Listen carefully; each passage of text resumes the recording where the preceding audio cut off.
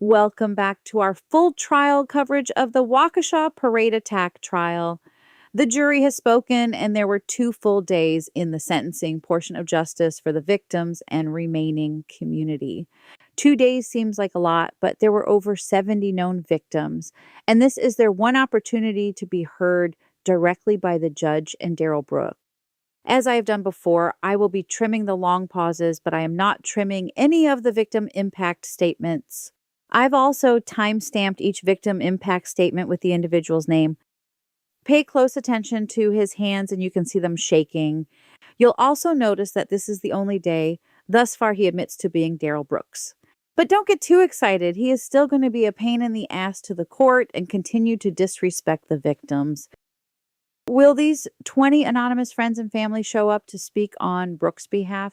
I mean, all they need is a Zoom link. Wouldn't take a lot of effort. Do you think Marcus and old girl Stephanie are included in that number? The court will call State of Wisconsin versus Darrell E. Brooks, case number 21 CF 1848. May I have the appearances, please? Good morning, Judge Sue Opper, Leslie Basie, and Zach Wichow appearing for the state. Thank you. Good morning, sir. Appearance, please. Good morning, Your Honor. My name is Darrell Brooks, Jr. I'm here for this matter by special appearance. It is not my intention to bring any controversy to you, Your Honor, or your court today. I'm wondering how I may settle this matter. Is there anyone here in the court that can give me a rendering of the account? Okay, first of all, there is nothing special about your appearance. You are a convicted felon incarcerated by the state of Wisconsin. We all know that had you been given the opportunity to choose to be there, you wouldn't be, just like the last bail bond you skipped on. Secondly, Your Honor is definitely going to settle the matter. Just be patient. Please, if it Mr. Brooks, pleases your Your Honor. appearance is noted. The court will not be responding to that last question. We are here today to start the sentencing hearing in this case. This, of course, following your conviction on all counts following the jury trial that concluded in late October. I will acknowledge, sir, there are a number of documents you filed today. One is a motion for stay pending appeal. There are 2 ICFs that came in as well, both addressed to me. One related to court costs and fees, requesting a copy of the record at the court's expense. And then the other one also requesting a certified copy of the record, written and recorded, statement that you're waiving all fees and court costs, and that you would be appearing by special appearance. The court's not going to take these up initially, sir. In order for a court to consider a motion for stay pending appeal, the matter must be finally adjudicated, including the signing of a judgment of conviction. Once that is done, I will schedule the motion for stay pending appeal accordingly. That way the state can also have proper notice of that and be prepared to address that with the court. In terms of your request to waive costs and fees, I will interpret your written ICFs as a request that at sentencing I waive costs associated with these convictions to the extent that is allowable under the law. As far as the record is concerned, this court is not the custodian. As far as anything in the written record or the file, the clerk of court is the custodian. As far as the official transcripts of the proceedings, those will need to be prepared, and there are costs associated with that, and there is a form that you or a lawyer acting on your behalf would need to file in order for this court to consider that. So I'll take all of that under advisement, but will not be addressing that specifically other than what I have just noted. The other thing I want to take up preliminarily before I hear from individuals who are here to make statements is the letter that I sent to the parties yesterday. It does address one topic that I wanted to address at the beginning of the hearing today, and that is your request for individuals to speak at sentencing did not contain a request that they appear by Zoom. And I wanted to clarify that with you, sir. If you were requesting that they appear by Zoom and make their statements if they're not present in the courtroom on your behalf when the appropriate time comes. Yes, I apologize for that, Your Honor. I didn't know that was it some type of step that I was supposed to include in that to make sure that they would appear by Zoom. I'm a little confused, so I apologize for that. Sir, I don't know where any of these individuals live, whether they are local and can make it here or not. And I had anticipated that either of the parties, if there was a request for someone to appear by Zoom, that would be specifically made so that I could then take the appropriate steps.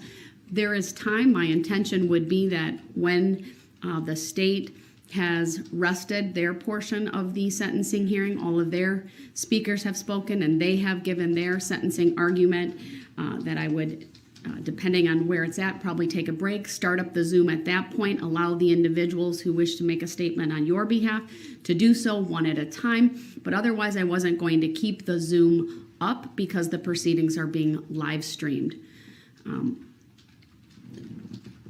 Is that acceptable to you, sir? In part, so I'm still a little confused on how would I get the Zoom link to those who wish to speak on my behalf. My understanding is your mom has contacted the clerk of court's office.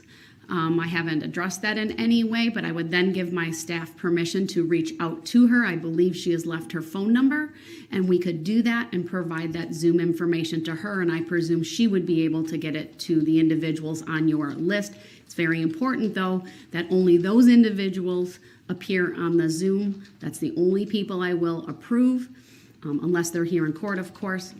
And then the other parameters are that that individuals who are on the Zoom for that portion of the sentencing hearing keep their microphones off, their cameras off, until they are making a statement, and they have to be identified with, obviously, the name that was provided by you, and only those individuals. What I don't want to see is, one person and then 10 people behind them. That's not what I approved.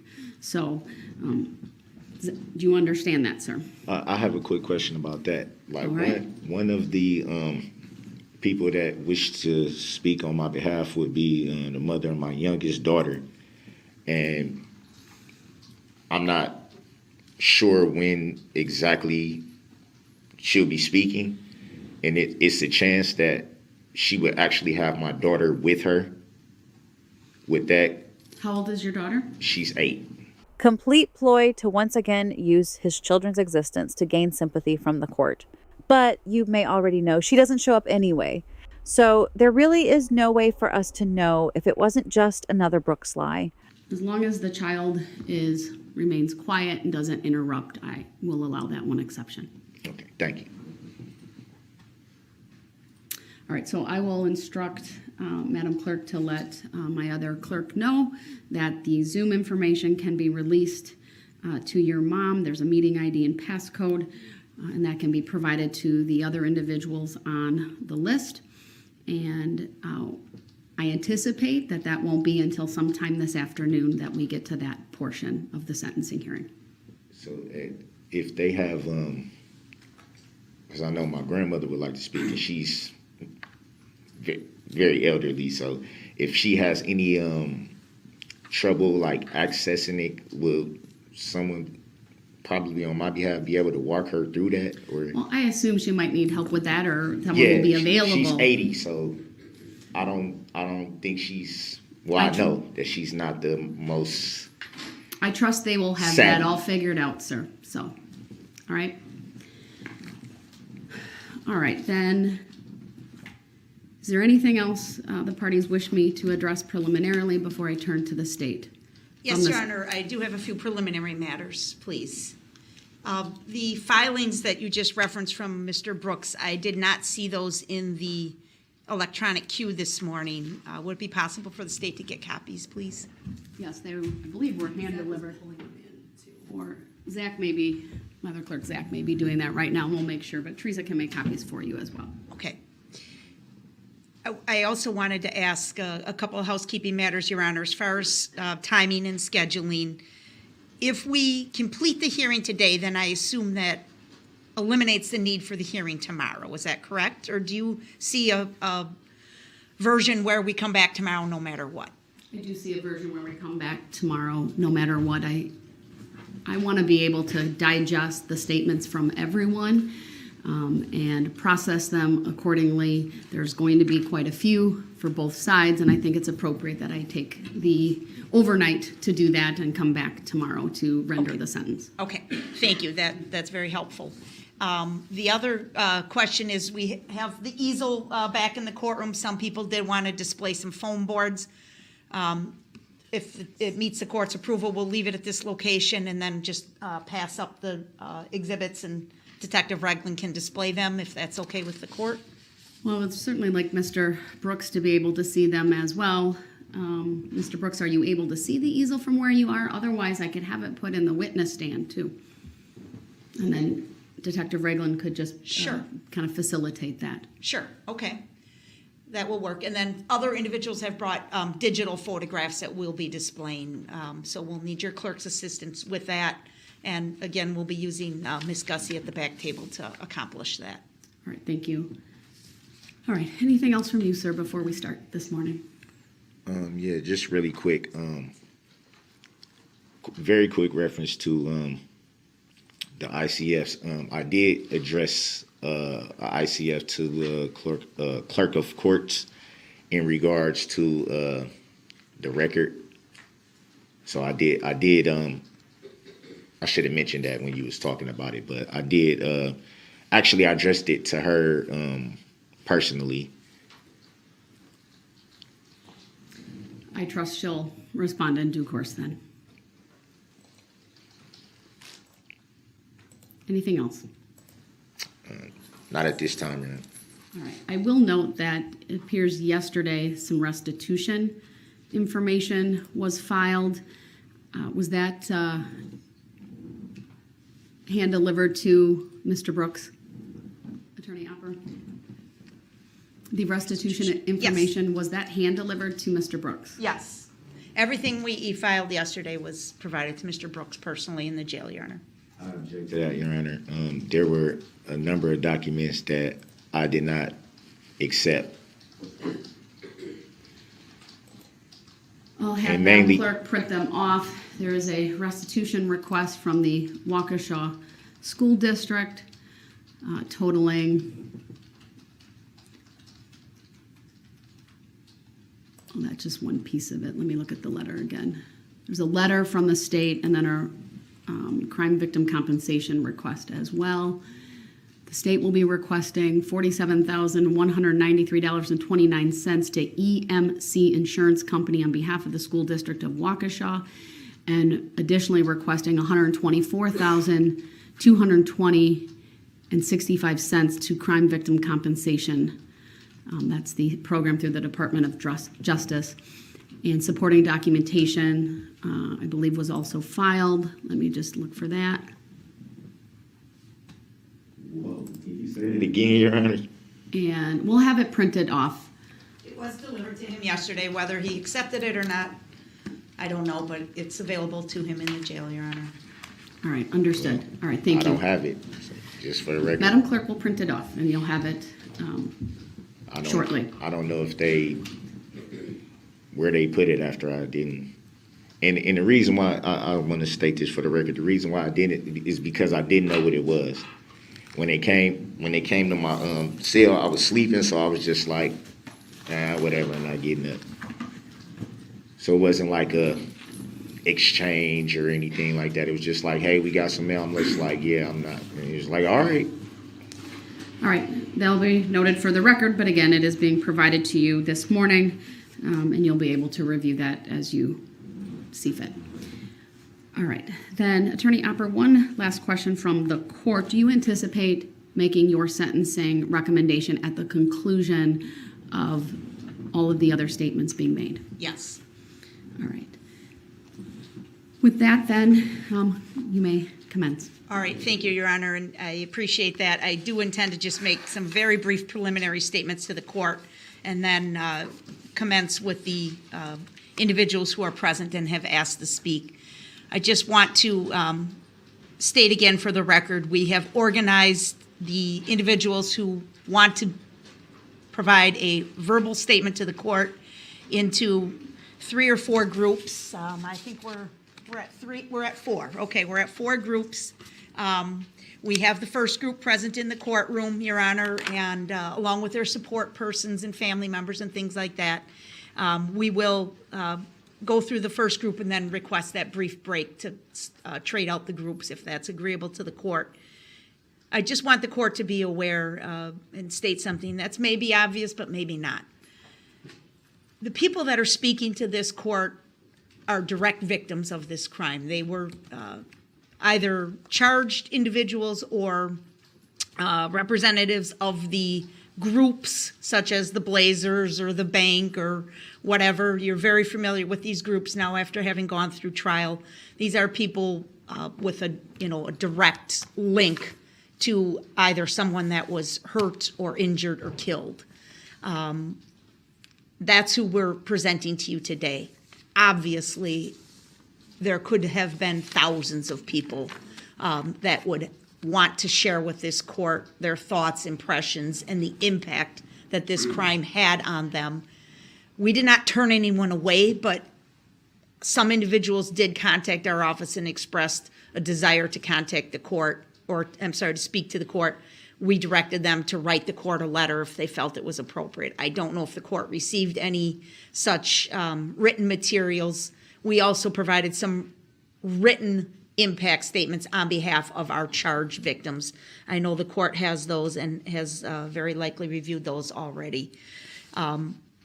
So I don't want to spend a lot of time with my thoughts and impressions right now, because I think what's really most important is for this court to hear from these families. And the reason I say that is, Judge, that at trial, we asked some cursory questions about the injuries that were received and the impact that these crimes had on the individuals that were directly involved. But we didn't spend a lot of time on that. And I think this court is really going to be astounded to hear the level of injury that many of these people suffered. Many children suffered the impact, the life-changing impact it's had on them. So this will be different and new information than what we presented at trial. And I think it's very relevant and important for Your Honor to consider when you're deciding on a fair and appropriate sentence, and knowing the gravity of the crime, the seriousness of the situation, and the impact that it had on the community, to hear from these families directly as to what they went through. And again, this was touched on at trial as far as the physical injury versus the emotional injury and the trauma that has been suffered. So I think that will be important as well for this court to appreciate this defendant's conduct. We're past the guilty finding. He's been convicted. Now it's time to talk about what exactly his conduct did to our community and to these families. So Amen. These speakers are grouped not necessarily within the groups as they march down the street, but there is some logic to, so we're not going to bounce all over the place is what I'm trying to say. We'll try and clump them together to make the most sense to the court, and with the court's permission. We have a set lineup. Of course, we may need to be a little bit fluid depending on somebody's emotional state or desire to speak when it's their appointed turn. There are some individuals that have said they're going to try and read their statement to the court, but they may not be able to get through it, in which case I believe Jenn Dunn will step in and read the remainder of the statement for them. Thank you. Would you please confirm on the record that the state has complied with victim rights? Yes, we will confirm that, Your Honor. Thank you. And then please give the court a heads up when a juvenile is next. Yes. So that the cameras can take the appropriate steps as well. Yes, absolutely. And for the record, we did provide a list to the cameramen from Court TV or individuals from Court TV, and we're trying to assist them in that regard as well. We want to thank them again for their high degree of concern for obeying the court's order and their respect and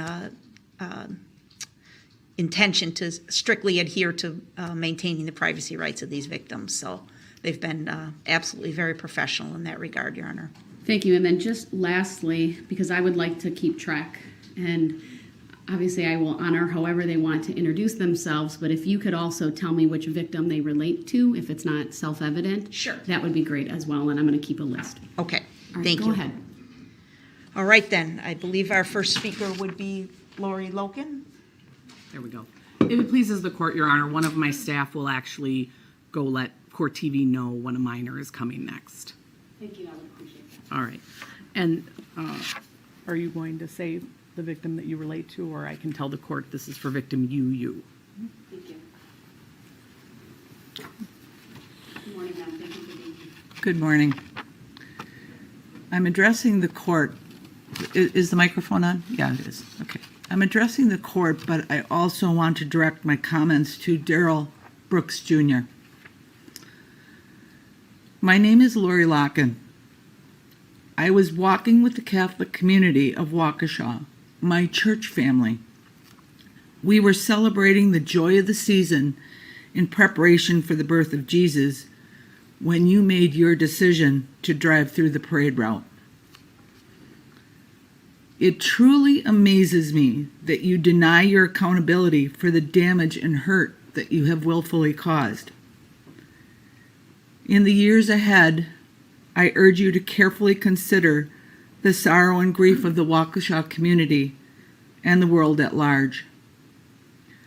Ponder the loss of lives within our families, the physical and emotional injuries that may never heal, and the sense of personal safety that you robbed from us. As for me, you never gave me a chance. I turned around and it was only seconds before you hit me square on. I clearly remember feeling the impact. The searing pain of that blow is as clear to me today as it was a year ago. Since then, I'm healing as best as I can from the physical injuries, but you took away my peace and my trust, something that I will never regain. My prayer for you is that you will find your salvation in the midst of this evil. I hope that you will repent for the heartache you have caused so many. I too pray that your own personal wounds that you have sustained through your life, which has created so many demons in you, will be healed through this action. Thank you. That coward is trembling in fear. Watch his hands closely. Thank the court for this opportunity. I am Bill Mitchell, formerly known as Victim ZZ. To you, Mr. Brooks, I'm charge 52. On November 21st, 2021, I was marching with the Catholic community of Waukesha and the Waukesha Christmas Parade. I was walking in the back and I noticed our banner was flying up because of the wind. So I went up to hold down the middle with so people could read it. I was joined by a priest who helped hold it down. We walked almost the entire joyful parade route when something caught my attention. I turned around and saw a headlight. And then I was hit. I didn't see the driver, and I didn't see the type of vehicle. I flew over the hood and ended up on the ground with 8 broken ribs, bruised lung, a fractured hand, finger, and my face was slashed open in several places, requiring stitches. Strangers and friends came to my aid as I lay bleeding in the street. I spent 3 nights in an ICU. The recovery was slow. My hand still has painful cramps that freeze in my fingers. But I know I was lucky. Others had a lot worse injuries, and 6 died. The impact on my family was great. My wife was home recuperating from surgery when she received the call I was hurt badly and on the way to a hospital trauma center. Not able to drive yet, she had to wait for my son and his fiancée to pick her up and drive her to Oconomowoc. And after I was released, she had to do a 180 from patient to be my nurse and help me in even the most basic tasks. The stress had slowed her recovery, The continuing pain was a major factor on me giving up a part-time job I enjoyed. We had to rely on family and friends for transportation to doctors for follow-up care for months. Neighbors pitched in to do my yard work and snow removal. Youth from the neighborhood decorated the inside of our house for Christmas. This crime had a ripple effect throughout the community. I do want to take this opportunity to thank all of you for your diligence and sacrifice to be here. I tell people I was blessed because I didn't see the carnage that night. I just saw people helping me. But the jury and all of you had to watch the entire awful scene on videos and hear detailed reports of what happened. I'm sure that's going to stay with all of you. I wanted to thank the judge for her patience and knowledge, the police, Detective Casey, for their thorough investigation and quick arrest, the prosecution for presenting such a strong case. A special thank you to Jenn, Dunn, Carrie, and the entire victims assistance team that informed, comforted, and listened to the many people impacted by this tragic event. Finally, I can't bring myself to thank the defendant, but the response to the evil act he did shined a spotlight on how strong, supportive, and loving community we live in. Many people and organizations stepped up to help me. Family, friends, neighbors, co-workers, first responders, Aurora, doctors, nurses, my church family, the Catholic community of Waukesha, Knights of Columbus, AOH, United for Waukesha Community Fund, Catholic Charities, and so many strangers offered support and prayers. The vast majority of people are good. That said, then there is Mr. Brooks. He is a unique individual who can have a clear conscience after running over kids like speed bumps and killing 6 people. I would suggest someone without a conscience. He doesn't ask for forgiveness. He doesn't admit to doing anything wrong. It is never his fault. When he slapped a woman, it was her fault because she made him mad. I believe if he made it home that night with the red SUV, he would have told his mom the damage wasn't his fault. He was in a hurry and people didn't get out of his way. Some crazy, old, fat, gray hair guy body slammed his hood. I didn't watch all the trial, but the parts I saw showed Mr. Brooks had a lack of empathy for his victims or remorse for his actions. The only regrets he seemed to have is that he was caught and the impact on his own life. Free, he would probably not drive through another parade, but chances are someone so self-centered as Mr. Brooks will hurt other people again.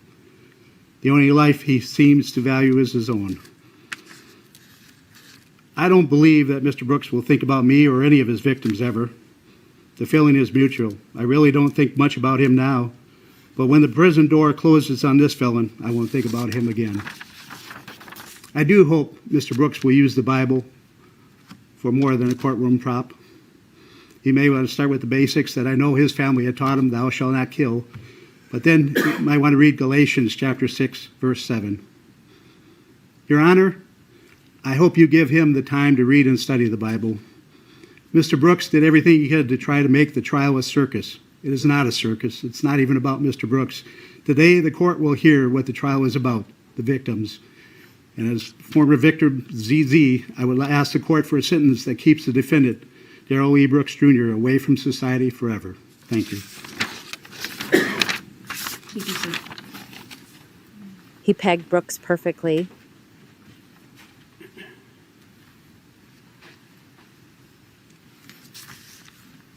Mr. Brooks, my name is Jason Pehkloff, and I'm with the Catholic community of Waukesha. I was one of the victims you hit with the SUV you were driving on November 21st. What you did to my Catholic community and to the city of Waukesha show that you had no regard for life. What makes it more disappointing that you have shown no remorse for what you have done. While you're sitting in prison, I want you to reflect what you have done. I want you to reflect that you nearly took my life. I almost lost the chance to see my wife and kids again. I may have never had the chance to love or hug them again. You intentionally harmed my community, whether it was physical or psychological. You stole our innocence that day. Before that tragedy you created, it was a beautiful day we all experienced and never thought an evil thing like this could ever happen at a parade. My friend, myself, and the Waukesha Catholic community We're asking parishioners and their families to participate in this parade. Imagine the guilt we must all bear for the rest of our lives. Because of your actions, I was out of work for about 6 weeks. Then I had to go back part-time because of my sustained injuries. Because of your actions, the multiple lacerations you created leaked out of the bandages and onto my bed comforter and sheets. What an awful visual to have. Because of your actions, I could have lost my foot. Thank God my nurse friend was checking on me. Because of your actions, my wife cannot get the images out of her mind of what you have done. You have forever scarred her. Because of your actions, my wife had to hand over my children to our community friends to check on my lifeless body. Because of your actions, my children, 4 and 6 at the time, had to go with a grieving friend to find her own child that was in lockdown. It took a while for them to be reunited. Because of your actions, my children are scared to death when they had to cross the same street you drove down. They were bawling and begging me not to cross the street. Because of your actions, I need to reassure my children that it is safe at parades. Not sure they ever feel 100% safe. Because of your actions, not all people in our community are ready to go back to the parades. Again, you stole that innocence from them. Because of your actions, my children are scared of sirens. Because of your actions, they were scared of red SUVs every time they saw one. They cried and hid. Because of your actions, I walked into the entrance of my children's school and felt like a triage unit. I saw children on crutches and a walker. What an awful image to be burned into my memory. Because of your actions, I feel terrible. I could not help my community and the city by testifying during the trial. Your cowardly actions did this. Your actions forced my family to seek out therapy and resolve in their minds what happened. Your actions made us second guess what we did that day. What could we have done differently? During this trial, you show no remorse. It makes you look like a monster. During the trial, you show little regard and respect to the court. It makes you look disrespectful. During the trial, you treated multiple witnesses terribly. You were trying to twist the words of our pastor, who is a man of the cloth. You made a comment to a witness you injured that he was walking fine now. It makes you a callous jerk. Despite what you have done to my community, I forgive you. Forgiveness does not remove the need for justice. Justice must be served and you must go to prison. My prayer is that forgiveness will heal your wounds and the wounds for the city. Thank you. Thank you, sir.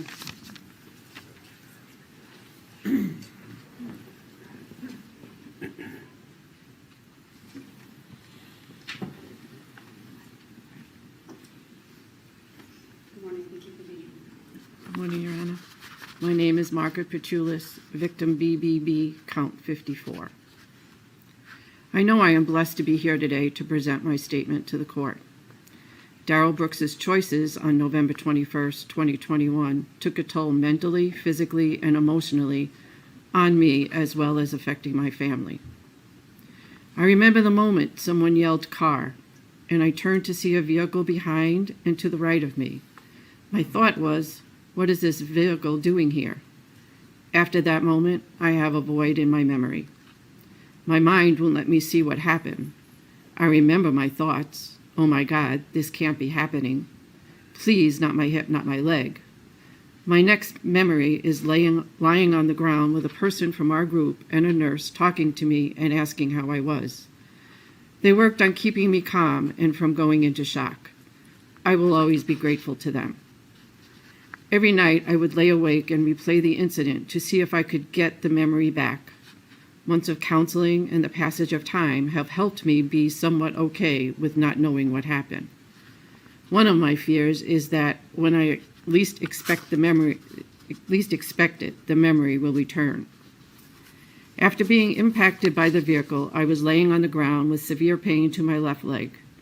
Emergency people stopped by, and one questioned whether I had been shot, and all I could think of is why would I have been shot? I was eventually lifted into a police SUV and taken to Waukesha Memorial Hospital. I was examined and was released after being diagnosed with a broken bone in my left foot. I was instructed to wear the boot provided by the hospital, sit in a recliner, keep my leg elevated, and not put any weight on my left foot. I was instructed to follow up with an orthopedic doctor the following week. I went home and found it very hard to get from the car into the house. I couldn't figure out how to walk without putting my left foot down on the ground. My stomach was nauseous from the pain medicine. My husband and daughter assisted me into the house and sat me in a chair. I immediately passed out, and when I came to, my husband and daughter were concerned that I had had a stroke. They called 911, and I was transferred to Aurora Trauma Center. I was examined head to toe and again released with a diagnosis of a broken bone in my left foot. We live in a tri-level, and I was able to get to the lower level where there is a bedroom, a bathroom, and a family room. For the next 6 weeks, I would sit in the recliner with my left leg elevated and ice packs applied. I also slept with a wedge that kept my leg elevated while I was sleeping. After experiencing more pain in my left leg, I was sent for an ultrasound, and the ultrasound found a hematoma on the inside of my left leg. Standing up was extremely painful even without putting pressure on my left foot. It would take me a couple of times of standing and then sitting back down on the side of the bed until I could bring myself to hop on my right leg using a walker for balance to get to the bathroom or to the recliner. My husband had to help me in and out of bed due to the extreme pain in my lower left leg. I couldn't dress or undress myself, take a shower, go to doctor's appointments, or to Mass without his help. Every day he had to apply gauze wrap and an ace bandage to my left leg to cover the blisters so that as they would burst, they were covered. He then applied the boot sock and a boot. Every day for several weeks he had to prepare all meals and bring them down on a tray to me. We were fortunate that he was working from home during this time. I had orthopedic appointments and 3 rounds of physical therapy. I am still going through physical therapy. After the bone healed in my foot, I was still experiencing pain in my ankle. The pain limited me. I had trouble walking normally, could not walk any great distance.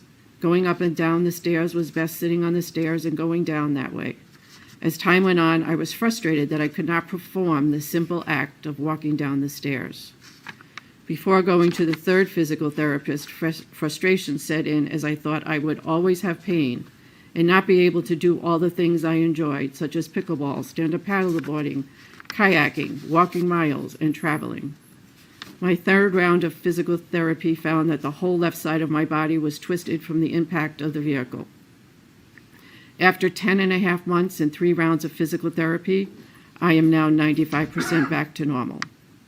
All the months of suffering and thinking no one would be able to figure out what was wrong, I was worried that the pain would remind me forever the choices Darrell Brooks made on November 21st, 2021. I wanted my life back. During this time of healing, I felt isolated and frustrated that the Advent and the Christmas season were happening, and I was unable to decorate, shop, or participate as I usually would during the holidays. Emotionally, since being struck by the vehicle driven by Darrell Brooks, I have felt like a victim. Every day I was reminded that I was limited by physical pain and loss of self. The world went on, but I was stuck, not able to move forward. Today, I am taking the final step forward in my journey of coming out the other side of this incident. Life is starting to look like it was before November 21st, 2021. I know I am not the same person that I was before this trauma, but now I have an enhanced appreciation for life and a stronger sense of spirituality. I am grateful to have a supportive family, supportive friends, and my Catholic community of Waukesha who have all walked this road with me. Forgiveness is a choice.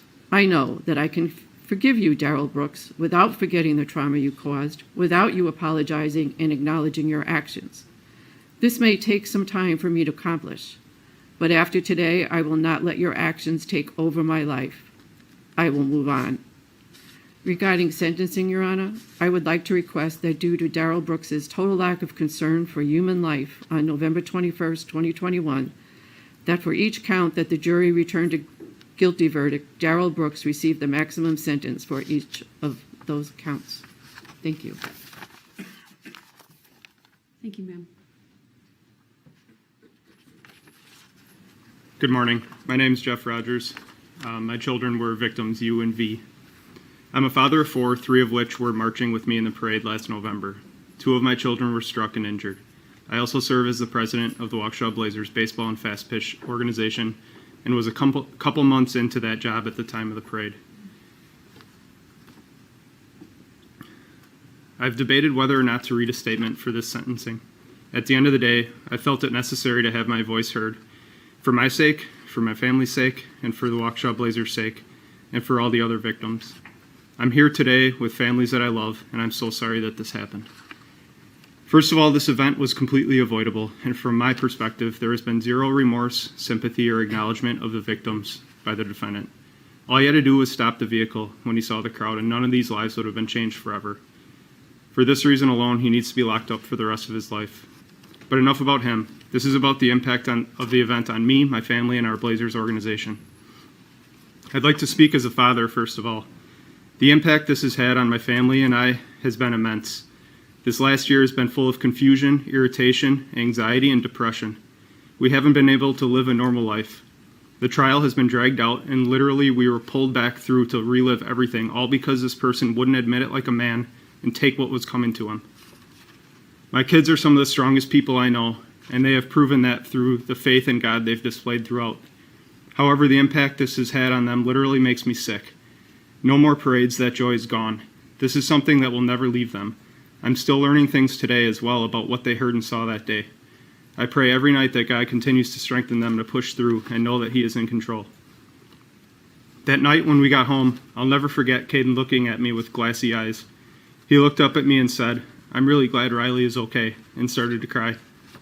When my wife Stacy sat on the chair next to me that night, it felt different.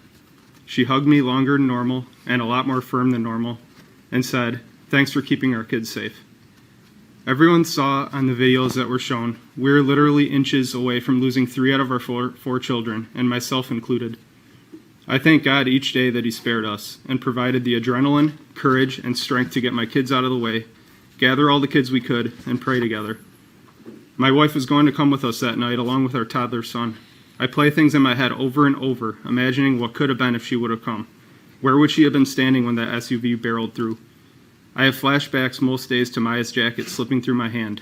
If I wouldn't have grabbed it the second time, I know what the outcome would have been. Riley still has trouble sleeping, with some nights getting out of bed 6, 7, 8, 9 times because she heard a noise or doesn't feel safe. A few days ago, I was one-on-one in the car with her, and I finally apologized for not finding her right away. Thank God our friend found her and kept her safe, but as her dad, I've lived with the fact that I couldn't find all my kids that night after it happened. I went way too long not knowing where my kids were, with panic overwhelming me. As a father, I can confidently say that this incident had a year-long impossible impact on me and our family. Are we managing? Yes, of course, as God is in control. Now to speak as the Blazers president. This was a happy gathering and almost the kickoff of my presidency with the Blazers since I was only a couple months in. We were getting to know each other, welcoming a new coach, our new board members, and overall just ready to advertise our Blazers program. Looking back at the pictures from prior to the tragedy, we were so happy. So much love and camaraderie. We were ready for an awesome season. I spoke just prior about my perspective during the event as a father of 3 kids, but as the president of our organization, the weight of the moment to find an account for everyone felt like it was on my shoulders. We had nearly 35 people there. I knew I had lots of help, and for that I can't thank the other parents and coaches enough. The moment was a blur, and gathering and putting kids up in the truck was the priority. From there, the kids I could find huddled with me in the theater, and we said a prayer for those injured and being attended to. I knew that the next few days were going to be intense, but I never fully grasped how crazy the following days, weeks, and months would be. The amount of turmoil and struggle for our Blazers organization was literally insurmountable. From the moment of the incident, the amount of media and law enforcement interaction was exhausting and unending. Media showing up at my door asking for individual participants' status. Unbeknownst to them, the two of my children were hurt. There was nonstop email flow, phone calls, planning, coordinating, and filtering through things. It was endless work. This job went from something I truly loved, from my biggest passion in life, to something I cried about for months. I went from giving speeches on Facebook Live about how cool our new indoor facility was to speaking at Jackson's funeral. From there, the community really pulled together. The amount of love and compassion that came our way was also unending. It was honestly overwhelming. For that, we cannot thank this community enough. Finally, I wanted to briefly touch on the true impact this has had on me. My faith was challenged over the past year, but I can confidently say it's stronger than ever. The hardest part about the whole incident was not knowing where my kids were, not having answers for what just happened, not knowing if more danger was coming. I knew I had Maya next to me, but when I went back and forth screaming for Caden and Riley, that horror plagues me every day. I go back to those moments quite often, and when I watch the videos during the trial, it brought back all those feelings. Pure and utter terror, that's what it was, and that's the impact it still has today. Finally, in closing, I'm a man of faith and want to share 2 Bible passages which have pushed me through. First of all, my confirmation passage, Joshua 1:9. It reads, "Have I not commanded you? Be strong and courageous. Do not be afraid, do not be discouraged, for the Lord your God will be with you wherever you go." And secondly, I met with my pastor prior to testifying, and he provided me with an excellent part of Scripture. Philippians 4. It says, "Rejoice in the Lord always. I will say it again, rejoice. Let your gentleness be evident to all. The Lord is near. Do not be anxious about anything, but in every situation by prayer and petition, with thanksgiving, present your requests to God. And the peace of God, which transcends all understandings, will guard your hearts and your minds in Christ Jesus." Thank you for listening, and may God strengthen us all. To mock the reading of a Bible verse just gives us proof that the Bible on his desk during the trial was definitely a prop. My name is Jessica Gonzales, and this is my husband, Juan Gonzales Lopez. We represent the Blazers organization, as well as many others, and you could even argue the state of Wisconsin. Last night, as I thought about my statement, my son scooched over on the couch and snuggled into me. He laid with his head on my lap, and I stroked his hair. We stayed like that until it was time for bed. He knows we're here today, and it was as if he knew we needed a little extra love last night. Moments like these should be pure with love and affection.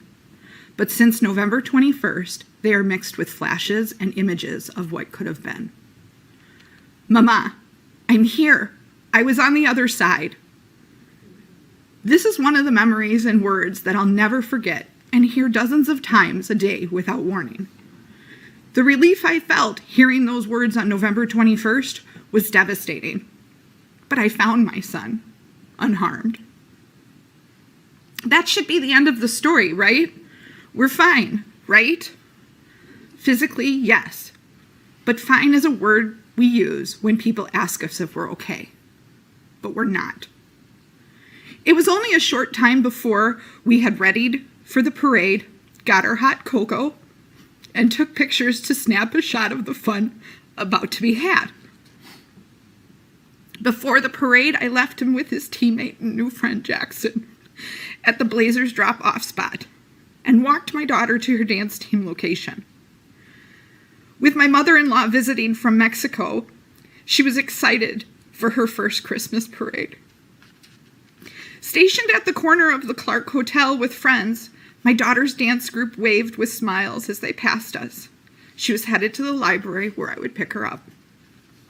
The Dancing Grannies, one of our favorite groups, performed flawlessly as they passed us. My son's baseball group was after the extreme dancers who were within sight. Then the gasps and screams came from everywhere, and the red SUV sped past us. I yelled stop and put my hands out like I had the power to make it happen. I felt like I was punched in the stomach when I realized the SUV came from the direction of my son's group. Panicked and lightheaded, and knowing my daughter was safe, I ran to find my son. Running through the streets, my legs felt like they had a life of their own. I found Jackson first. I saw his little body in his Blazers jersey. His eyes looking up, looking nowhere.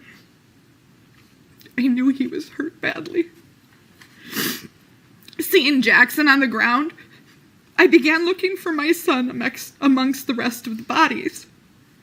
I screamed hysterically, searching frantically. What ifs filled my head. I heard Mom from so many directions, but it wasn't him. Finally, it was. I turned to see him with other Blazers who were in the team truck. He called out to me, "Mama, I'm here. I was on the other side." Yes, I found my son unharmed, but after, the chaos continued. We ran. I covered his eyes as we rushed back to our group. I called my husband to tell him something terrible had happened, but had no words to explain. Headed for the library, we were told there was an active shooter. We ran again. I covered my son's head with my arms so bullets would hit me first. He cried. I tried to assure him and myself that things like this don't happen. At the library, I ran up the stairs and shouted for my daughter, who was huddled with a friend and her daughter. Yes, I found my children unharmed. But after, the pain and terror continued. After the parade, we discovered people had died, and that several people in my son's group were hit, including his coach and teammate. We learned that my son's teammate was in critical condition, but I already knew this. I still see his eyes without closing mine. What does it feel like to attend a funeral of a child your age?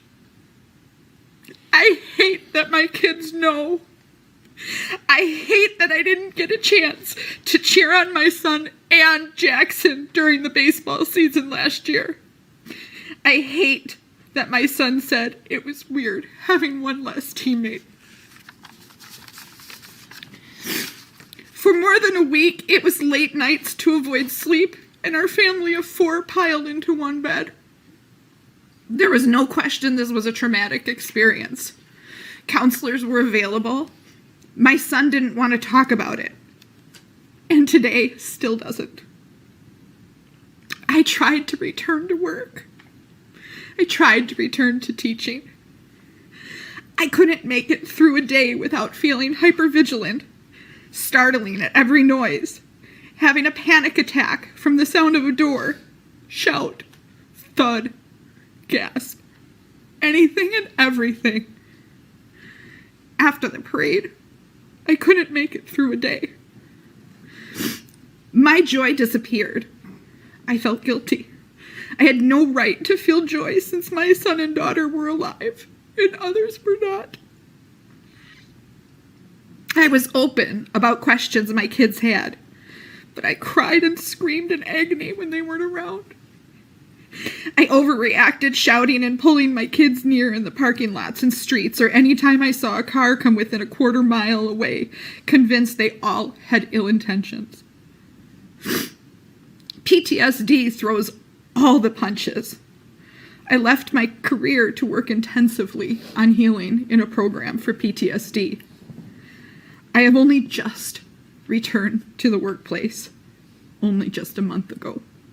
Something quieter, something with less action. Because after almost 1 year, some days still feel like November 21st was yesterday. Intrusive memories, hypervigilance, nightmares, anxiety, panic attacks, depression, anger, guilt, shame. These are all things I and others live with daily because Darrell Brooks drove through our joy and turned it to terror. When he suggested he could have hit more, he was wrong. He hit everyone. The toll this event has taken on everyone, physically hurt or not, is tremendous. And it sickens me to know that there are so many others with a similar story as ours. I know some today may offer forgiveness, but for me, forgiveness is for accidents, for mistakes or poor choices that the offender expresses remorse for their actions. Darrell Brooks offers no remorse, but he did search for sympathy for himself. I cannot offer forgiveness. I will not. Darrell Brooks should be held accountable for every second of pain and trauma he inflicted on all of us that day, including the many years inflicted already on Miss Patterson. Free, he is and always will be a danger to society. With that, Your Honor, I ask that the full sentence is issued and he spends the rest of his days in prison without the chance of parole. Well spoken. I'd like to see her husband get 5 minutes alone with Brooks. Brooks would pee his pants. Thank you, ma'am. Laughing. It really shows you the devil is real. I'm Lindsey Konkel, and my family walked with the Waukesha Blazers. November 21st, 2021, my family walked in the Waukesha Christmas Parade. My boys were dressed proudly in their baseball jerseys, streets lined with smiling faces. The crowd was happy and excited. In a split second, excited cheers turned into sounds of screaming and horror. A trail of bloody bodies were left laying in the road. My family was not physically injured that day. We somehow dodged the path of the car by inches. Our mental and emotional injuries were severe, and they remain a struggle for us every day. We have the image and the sound of a SUV plowing through people burned into our minds for the rest of our lives. My children were separated, and I ran through a trail of bloody bodies that were left laying in the road. I will not forget how many people I saw, some seizing in an intersection, some unconscious, and some not. My children cried themselves to sleep for weeks after and still do. They still wake up with nightmares, as do I. They could not walk in a parking lot without clinging to me, shaking and terrified that a car would try to run them down. We suffer from major panic attacks and PTSD, all from a day that was supposed to be happy and exciting. As parents, we have to try to help cope with our children while we do not know how to cope ourselves. My children, my family, and I, and every person that we know will never be the same after that day. There were many people that were fortunate enough to walk away unharmed. However, Jackson Sparks was not one of those people. A child, 8-year-old, walking next to his big brother with his whole life ahead of him. The next time my children wore their baseball jerseys was to a funeral. A funeral for an 8-year-old boy, their friend, their teammate, that they have spent many days playing and making memories while at their brother's baseball games. His family and friends will never see his smiling face light up a room, and his team will never be able to celebrate a win with him on the baseball field ever again. Every moment of Jackson's life that was ahead of him was ripped away by Darrell Brooks. You, Darrell Brooks, you hid in a children's playhouse and ditched your hoodie and a sandal. That playhouse happened to be my children's at the house we just moved out of a couple of months prior. Oh, wow. That playhouse was built for them, built for my sons, and you hid there after you left their friend and teammate lifeless in a road, along with many others. Well, what are the odds? You didn't just get lost in a parade route. You disregarded police and the safety of hundreds, and you disregarded life. You very selfishly ripped away the joy from the families who were there just to bring joy to others. There are many holes left in our community, but our community has grown stronger and we all have each other. You, however, will have no one. You will have no one in a cell where you belong for the rest of your life. Thank you, Judge Doro, and we ask that please he never see the light of day again. Thank you. They should have taken away everything on that desk so he couldn't pretend to ignore them. I also wish they had made him face the speakers. My name is Sheri Sparks. I am Jackson and Tucker's mom. I stand here today with my son Tucker and my husband Aaron. I'm here today to represent my family, but mostly for my boys, who were both struck down by the red SUV on November 21st. I want to give a voice to our son Jackson Sparks. Our family is forever changed. We are hurt, angry, traumatized, and broken. November 21st was a day that was supposed to be fun and filled with laughter and smiles. Instead, it became a nightmare full of fear, screams, and tears. My boys were walking in the Waukesha Christmas parade with their baseball teammates, friends, and coaches. It was a chilly and windy day that day, so we all layered up and prepared to kickstart our holiday season. We met up with our Blazers group, decorated the truck, prepared the buckets of candy and flyers for the boys, took some group photos, and then I left to go find my seat near the end of the parade route and wait for our group while enjoying the parade. I had no idea then the nightmare that was coming my way. Nor did I know that it would be the last time I would hear Jackson's voice and see his smile. I wish I would have known then that the hug he gave me before I went to sit down was the last hug I would ever get from him. I would have held on to him a lot longer. After the red SUV flew past us, it was pure chaos.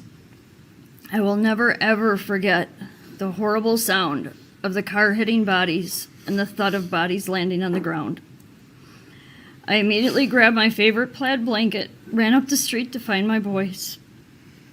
What I found shook my world. I saw Jackson first in the arms of a police officer.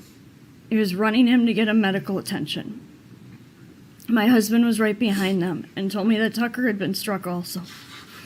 Pointed me back to the direction where Tucker was. Can you do the second photo, please? That's Tucker underneath my blanket there, the plaid blanket. My world came crashing down at that moment. I wanted to scream, I wanted to throw up and cry. Adrenaline kicked in and I went to find my boy. I spotted Jackson's baseball hat lying in the road first. Then Tucker's hat. Then I found Jackson's shoe, which kind of led me to Tucker. I finally spotted him. He was one of the many bodies lying in the road, covered in blankets. I recognized the shoes on his feet. That's how I found him. They're sticking out from under the blanket. I stayed at Tucker's side as he lay in the road waiting for an ambulance to come back for him. He was semi-conscious, but we couldn't move him without a backboard due to his head being injured. They had run out of backboards. Luckily, a nearby shop owner / hero dragged a door out of her shop to roll him onto so we could get him out of the cold and get him warm. An hour laying out in the cold road where he was thrown from impact. You can go to the next photo, please. This is what we were facing next. Both boys had traumatic head and brain injuries. They both ended up in the ICU at Children's Hospital. Their rooms just a few doors down from one another. The next day, Tucker asked us about Jackson, if he was okay or was he worse than himself. Do you have any idea how gut-wrenching it is to have to explain your 12-year-old son that his little brother isn't going to make it? His injuries were too extensive for his little body to come back from, and that he won't be coming home with us ever again. Leaving him at the hospital was brutal. To see the confusion, frustration, and hurt on his face when he's standing over his little brother in his hospital room, taking in all the machines he was hooked up to, Tucker remembers everything up until the moment he was hit. He had actually turned around and saw the SUV coming towards them. He said Jackson was right next to him. He said he saw a few people get hit, and then he tried to run out of harm's way. He didn't make it. Being the protective big brother, Tucker blamed himself. He felt he should have tried to grab Jackson or done more to protect his little brother. It broke my heart to hear him saying these things. Tucker's physical injuries were also severe. He still struggles with memory issues and brain processing speed. The mental and emotional damage is severe. Survivor's guilt, PTSD, anxiety, He still gets headaches. His little brother was taken from him. He's suddenly an only child now. He misses his little brother and his playmate. Jackson brought out the silly in him, and life will never be the same without him. You can go to the next photo. Every holiday, special event, family function, vacation, there will always be an empty chair or space where Jackson should be. Jackson's absence is very prominent. Every day we face that vacancy, and it triggers sadness and trauma. Jackson's life was taken from him and taken from us. Life isn't the same without him, and it never will be. This morning, I should have spent the morning making him breakfast, taking him to school, hearing about his day later. Instead, I'm standing here in this courtroom, asking for justice for my boys. We came so close to losing both of them that day. I miss Jackson every second of every single day. I feel gutted and broken. It hurts to breathe sometimes. It hurts to live without him here. My mama's soul aches for him. I am emotionally and mentally exhausted. The pain I carry with me every day feels so heavy. Yet I have to push forward, still be there to help Tucker heal, and move forward with find our new normal. Can you go to the next photo, please? As a family of faith, we know this man will face God's judgment someday for his actions.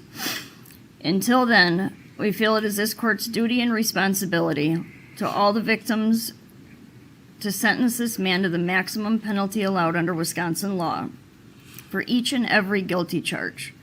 We feel this man does not deserve to see freedom in our lifetime, nor our son Tucker's lifetime. We have learned throughout this trial that this man is incapable of empathy or remorse. He has shown no sympathy nor apology for all of the pain, suffering, and loss of life he has caused to so many. This man not only took Jackson away from our family, he violently ripped Jackson out of our lives. Jackson was only 8 years old. 8. He only had 8 years here with us. He was robbed of everything. He'll never get to hit a home run, catch frogs with his brother again, meet his wrestling hero, Braun Strowman. He won't ask a girl to prom. He won't go to college, get married, or have children of his own. Jackson will never be able to do any of these things. These milestones will never happen. He was a bright light in our lives. He was very shy to most people, but those close to him, to his family, he was a big ball of energy. He was charismatic and full of light in life. His life was cut out way too short. Jackson and the other victims deserve justice. We deserve closure in order to heal and find our new normal. We hope to achieve that today. Thank you. And thank you, prosecution, Judge Doro, very much. Thank you. Thank you for being here. At this time, Your Honor, we'd like to request a break and bring in the second group. Yes, the court's going to step off as well while you do that. We'll take about a 10-minute break. Thank you. All right, we are back on the record. The state may continue. Thank you, Your Honor. For group 2, I believe, Kelly, are you going to go? Just waiting for somebody else. Okay. I'm victim LLO, and on November 21st, 2021, me and my family's life changed forever. My brother and I were headed to parade. We've been scared of parades not letting us feel safe and comfortable, or even being able to run out into the road to fetch candy. For example, when I went to the Arrowhead Parade, all my friends were asking me why I didn't want to go out into the road to get candy, and I said, because of the Waukesha Parade. And I was mad because if the parade incident did not happen, I'd be able to go onto the road to enjoy something as simple as a parade. When I got to the parade with my friends, I constantly remember to not go onto the road to be better safe than sorry. It is the last thing I want to happen again. How could you do this? Think of your kids. Would you do this to them? I'm just a child with a lifetime left to live. I'm also here for my younger brother, victim KKK. When he was hit by the front of the car, he was traumatized for life. I feel his fear. I feel his pain, because when I was hit, I broke down into tears too.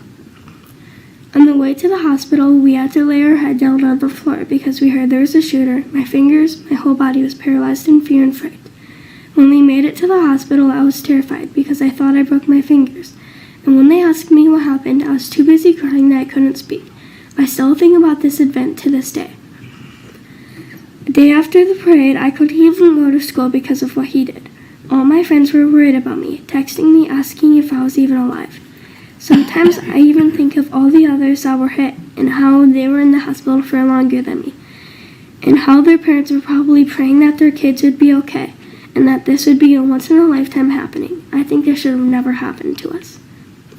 The day I went back to school, everyone was asking me a million questions every time I was alone. Everyone was babying me, acting like one of my family members was killed. What makes it worse is that almost a year ago my dog died, and I have lived with it my whole life, so I was extra sad and upset.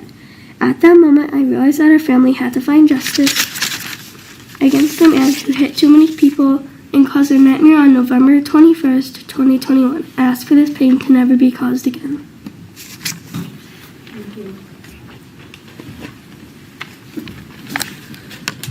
And I've been asked to read a statement by victim KKK. When I got hit by the car that day, it hurt a lot. I got hit on my right leg, and it still kind of hurts now and then. That hit changed my life, and it still scares me sometimes when I think about it. I also feel bad for the families who lost someone and everyone who died and was in the parade. And then he drew a picture of a SUV, and it says car that hit me, and there's a little figure and candy bucket and bottle and me. So they handed that to me on behalf of victim KKK.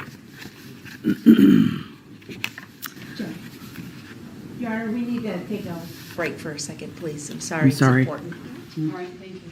We'll do that.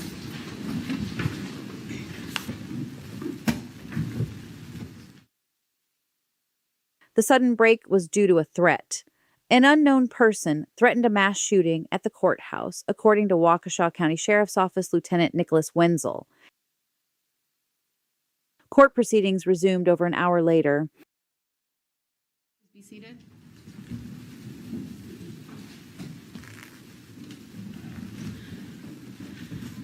Madam Clerk, do you have the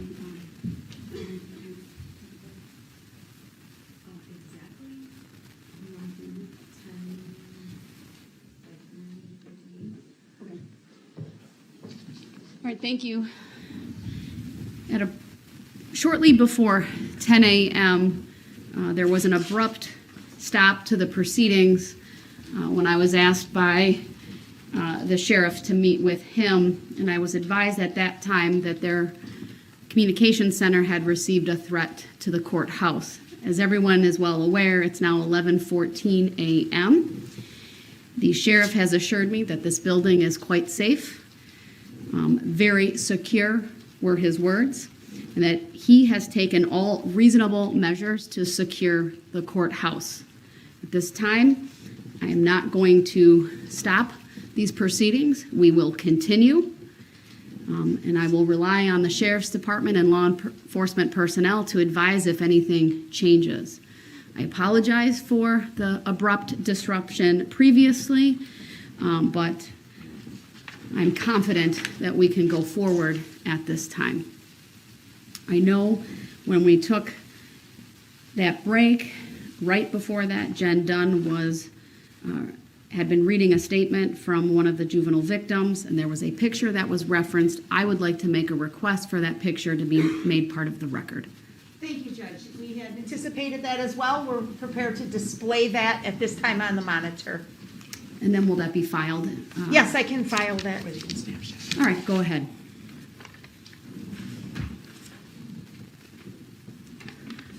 So again, this is the note and drawing by victim KKK. Can you tell me the age of KKK? 8 years old. Thank you very much. Were you completed with that statement, Ms. Dunn? I am completed with victim KKK's statement, and you can now see the drawing that was made by that victim on the bottom of his statement. Thank you very much. Next, I do have the statement of the mother of victim KKK and LLL to read for the court. I am not sure how or where to begin to try and put into words how November 21st of 2021 has impacted my life or my family's life. That was a night that I pray I could forget, say it has not broken me, say that I am stronger than a single moment, and move beyond as if it never happened. But unfortunately, as much as I try, this is something that haunts me daily.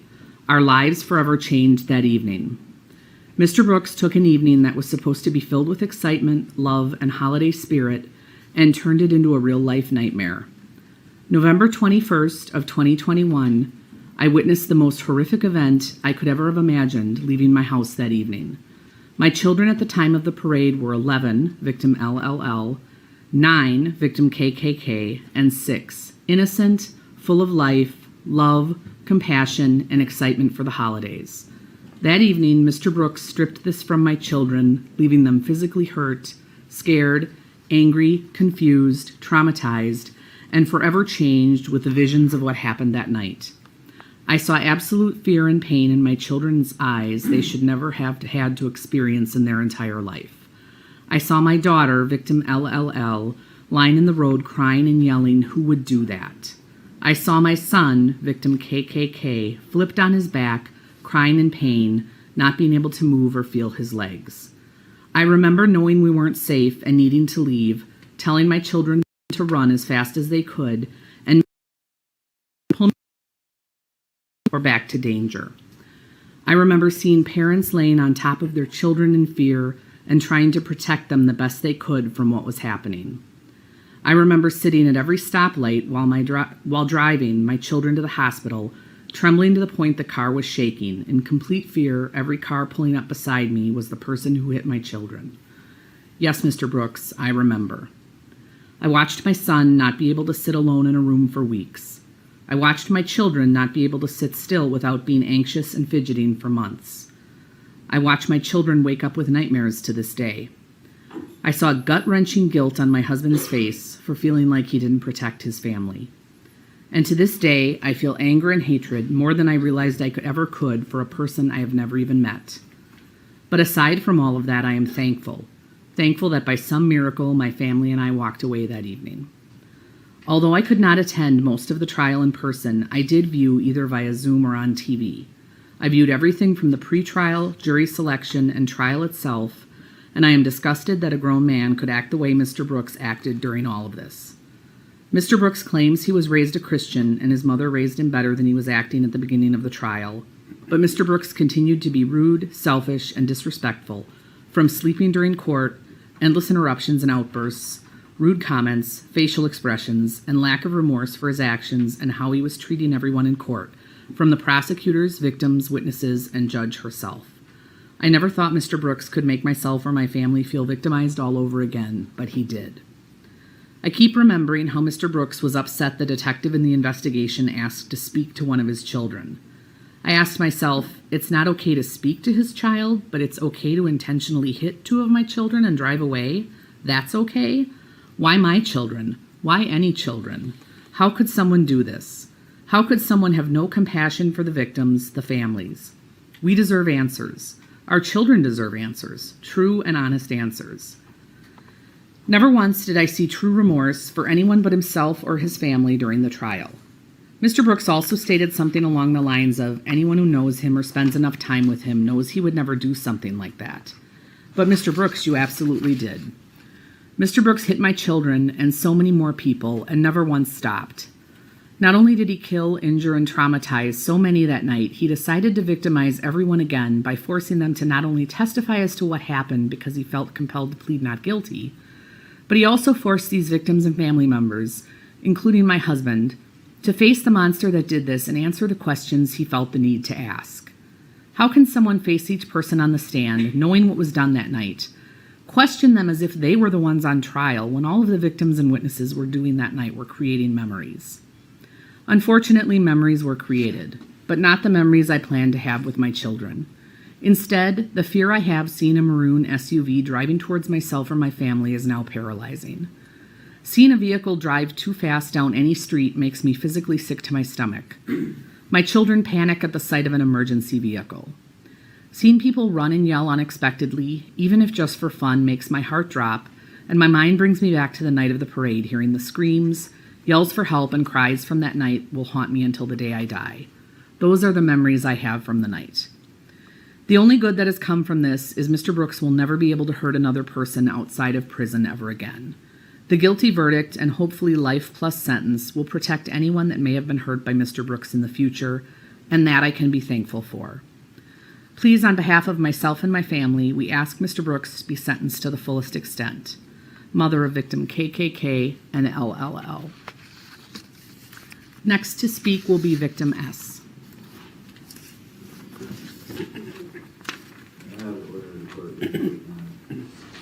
Go ahead, Mr. Brooks.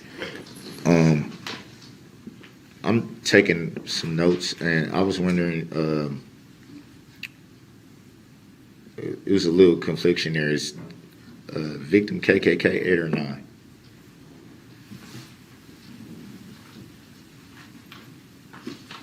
I can't answer that, sir, but that was a written statement read from the mother of victim KKK. I apologize. I was just taking notes. The mother probably said the current age of the child a year later, and he wants to make a court record that it was a discrepancy. You've been convicted. Give it up already. My name's Kelly Grabow, and I was walking in the Christmas parade with my daughter, Adelia, on the 21st. I'm not one for public speaking, obviously. I'm very nervous. But I was given a chance to be a voice for my daughter, and I. That is what fueled me to stand here today. Now I can only tell you our story, but I believe the tragic events of that day have affected many of us in a similar manner. I can honestly say I have never felt the hatred I do for one person like I do this man. The very man that drove his vehicle into my 9-year-old baby girl, who was excitedly walking in the Christmas parade. She was so excited to dress up that day. As Cindy Lou Who, we spent weeks figuring out her costume, and picking her hairstyle. She was excited to have her hair and makeup done and to help spread holiday cheer, to see her friends and her family that were there to be spectators at the parade that became witnesses to this horrible act themselves. So many lives were changed that day, although many of us, for the most part, have healed physically. Emotionally, many of us have been scarred. I have questioned whether those emotional scars will ever truly go away, remembering the roller coaster of emotions that day.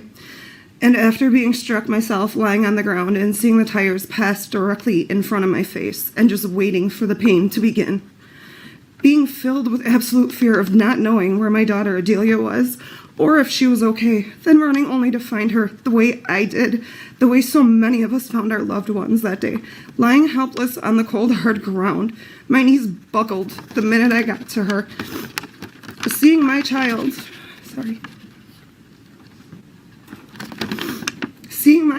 that this so-called sorry excuse for a man ran a 3,000-pound SUV into her tiny little body.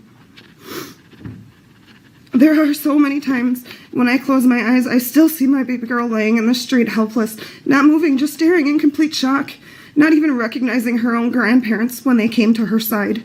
Seeing that look in her eyes will forever be embedded in my mind. As a parent, we are supposed to be able to protect our children, and that day many of us were reminded of the ugly in this world, that no matter what we do, there will always be monsters like Darrell Brooks that are lurking around corners, just waiting for a chance to play those parts in our nightmares. Yet even after causing this much pain and destruction, he wasn't even happy with that. He didn't stop there. He took it upon himself to be his own representation, knowing full well he would be given the chance to question us as victims and rip open the wounds once again and show no remorse. I can tell you, sitting on the stand that day, reliving the horrific events, having him look in my direction brought up so many memories and emotions of that night. Hearing his voice made me cringe with disgust and anger. He changed our Adelia that day. He stole her innocent, happy look on life and replaced it with fear and hate that no child at the now age of 10 should ever feel. Although those feelings are warranted, she was forced that day to see the ugly in this world also. And her joyous outlook on the holiday season was stolen. I'm not sure if she will ever again attend another parade, let alone a Christmas parade. I don't know when the unexplained loud noises will ever not take me back to that day and make me jump, make my heart rate increase. However, I do know every day is a new chance we have to take back our lives and give this man no more than he has already taken. We are now stronger than we ever imagined we would have to be as a family and as a community, and that he cannot have. He does not deserve that.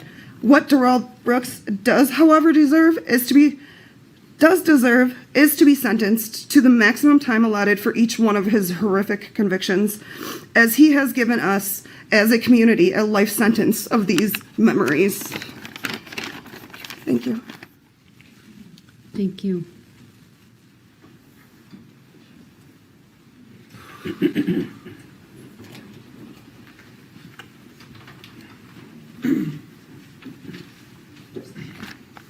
Madam Clerk, we need to display, please. Thank you.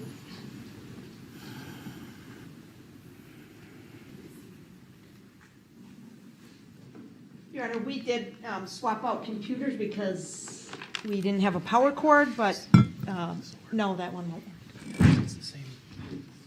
Ms. Gussie's going to run and grab the power cord, and then it should work.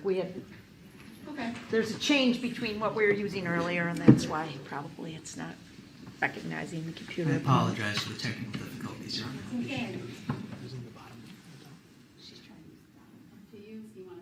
Simply wait for the technology, but we will do that if you want to wait.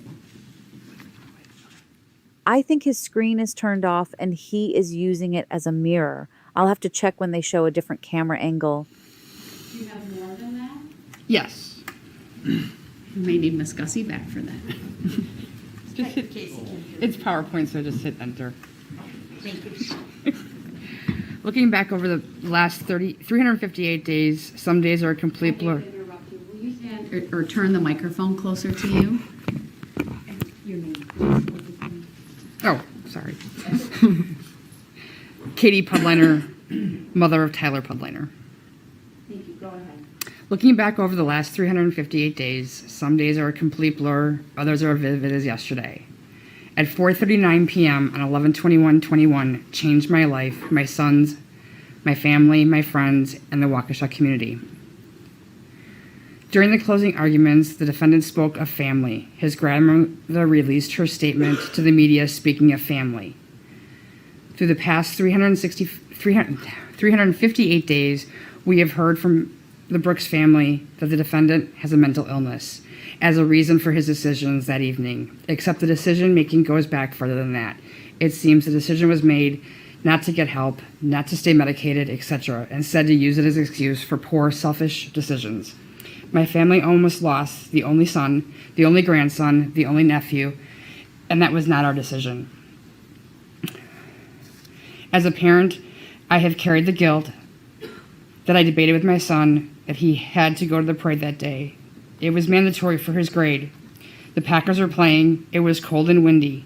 I had to use a life teaching moment. He made a commitment to the band. This was all part of it.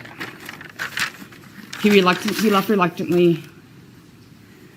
I talked to him shortly after I found a parking spot downtown to make sure he was warm enough and told him the general area where I was going to look for a spot to watch the band perform. From 4:33 to 4:34 p.m., I watched the South Band march and perform in front of me.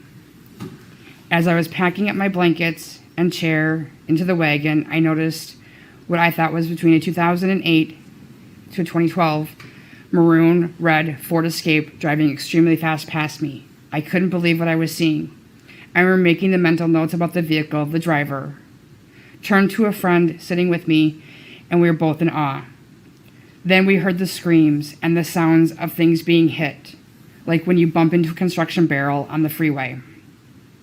From 4:46 to 4:58 was complete chaos. Fighting the crowd of people running out of the area screaming shots fired, trying to find my son. As I approached the intersection of Main Street and Barstow, the area went completely dark, maybe only in my mind, as I searched for my son, asking people if they knew where he was. A familiar voice behind me said, "He's over here." I turned to see him laying in the street with his feet pointing north. Enter your PIN to unlock the device. Apologies. We had no idea what had happened, only that he was tasting blood and that his stomach hurt. Soon EMTs were there, and we went for a run up and down Main Street as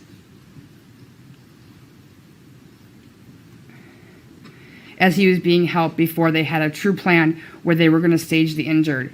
He was taken off the gurney and placed in the street to await an ambulance. This is where we met our first hero of the journey. A complete stranger came to sit with us and help roll my son while he was vomiting blood from his injuries, helped to keep him calm and comfort his fears. That was the 18 minutes that felt like an hour. I remember looking around as I waited. Not too far in front of me was a very young officer with his rifle standing guard. To my left were two brothers that we had known from the band and baseball. One lying on the street, clearly injured, the other standing by. I felt completely helpless as I wanted to go and help them. But I couldn't leave my son injured. They say everything happens for a reason, something I have firmly believed. At 5:16 p.m., we were loaded into the ambulance, as I refer to it as the little ambulance that could. While in the middle of everything, it had a coolant leak. The smell of antifreeze will trigger me forever.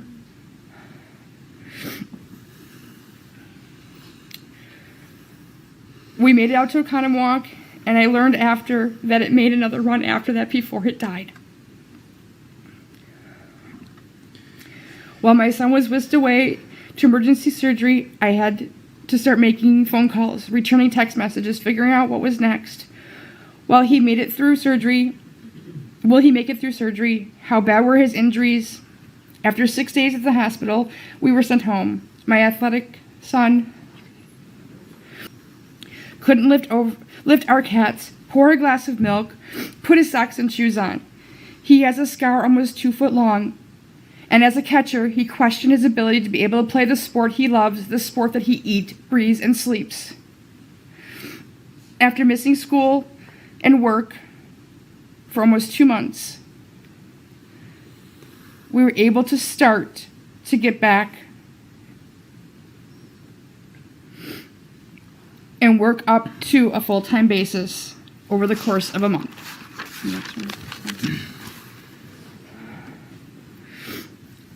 One lingering injury brought questions if he could play ball for what would be the first full season of his high school career. COVID had canceled and shortened the prior two. April 6th, he took to the field with that bandmate that was lying in the street just a few feet from us just 3 months earlier. As we tried to find the sense of normal in between doctor's appointments and procedures. Next one, please. Through the process and the journey of the judicial system, we have found a new family, one that can relate to the horror, the fear, the trauma of that night, changing our lives forever. The criminal complaint had listed 62 named victims, now survivors, 6 that gained their wings. What it did not include were the 16 jurors that had also become victims of the defendant's actions that night, while the named victims, their families and friends had to relive that night they were experiencing firsthand. Mrs. Edwards' statement asked that we forgive her grandson, blaming the mental illness, not encouraging him to take ownership for his actions. She said that she lost a grandson, his mother lost a son, his children lost a father. That isn't completely a true statement, as they will be able to talk to him, send him letters, visit him, hopefully in a maximum security prison. They seem to forget there is a mother that can't kiss her son goodnight, a father that can't play ball with his son, a brother that can't fight with his brother and still be his best friend. There are 3 children that can't call their mother for advice, go shopping, plan their weddings, or have them watch over them as they reach for their dreams. There are numerous grandchildren that won't get to go to grandma's anymore, get spoiled and sent home, hyped on sugar and love. There are teenagers that had to grow up way too quickly, having to make adult decisions about their future. There are girls that may never dance again without fear, their innocence taken away by a selfish decision. There is a grandfather that cannot tell the family stories anymore. He can't watch his wife dance. These families will forever be missing their loved ones. They can't call them, write a letter, or visit them. Nothing will bring back the son, the mom, the daughter, the grandma, and the grandfather to these families. Nothing can restore the innocence lost to ease their fear.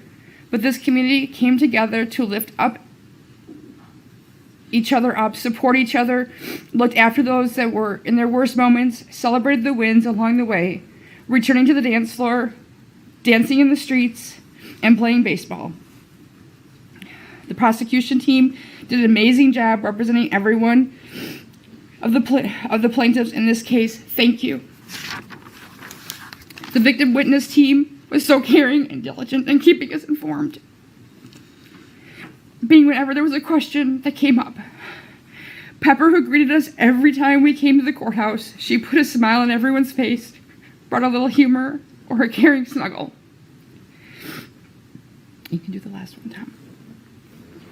Your Honor, you are the standard that should be set across the country. Your patience, your diligence will never be forgotten.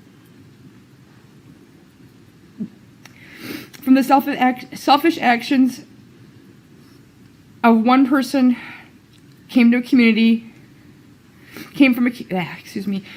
from one selfish actions of one person came a community rising like a phoenix, stronger than ever, stronger together. I ask that you hand down the maximum possible sentence without parole in prison so that everyone in our Waukesha strong community can heal, remember, grow, and never have to look back.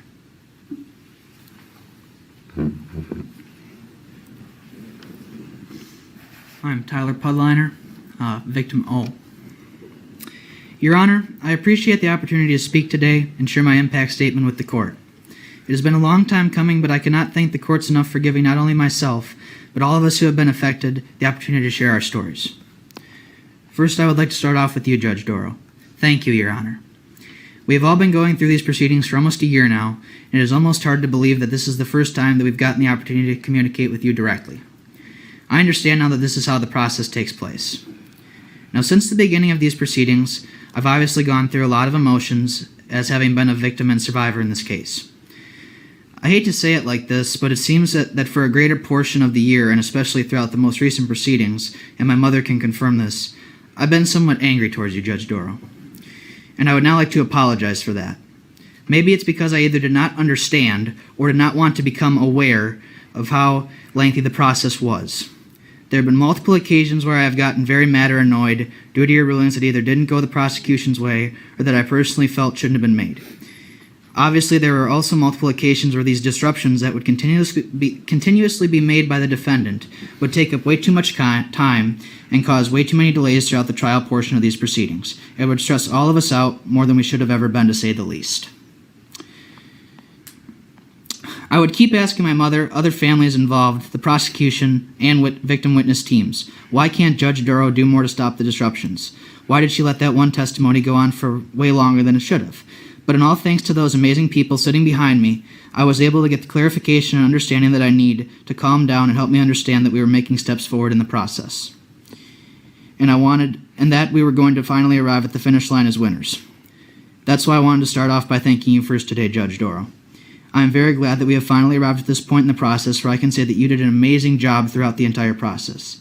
You have not only shown myself, or just the court, but an entire nation and world, for that matter, that you conducted these proceedings with the utmost respect and decorum to all of the parties involved. Lastly, Your Honor, I want to acknowledge your sainthood.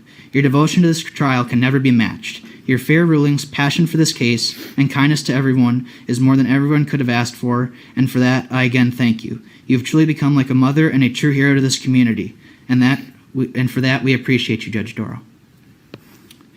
I would also like to thank this amazing prosecution team, Sue, Leslie, Zach, Tom, Christy, and Ryan.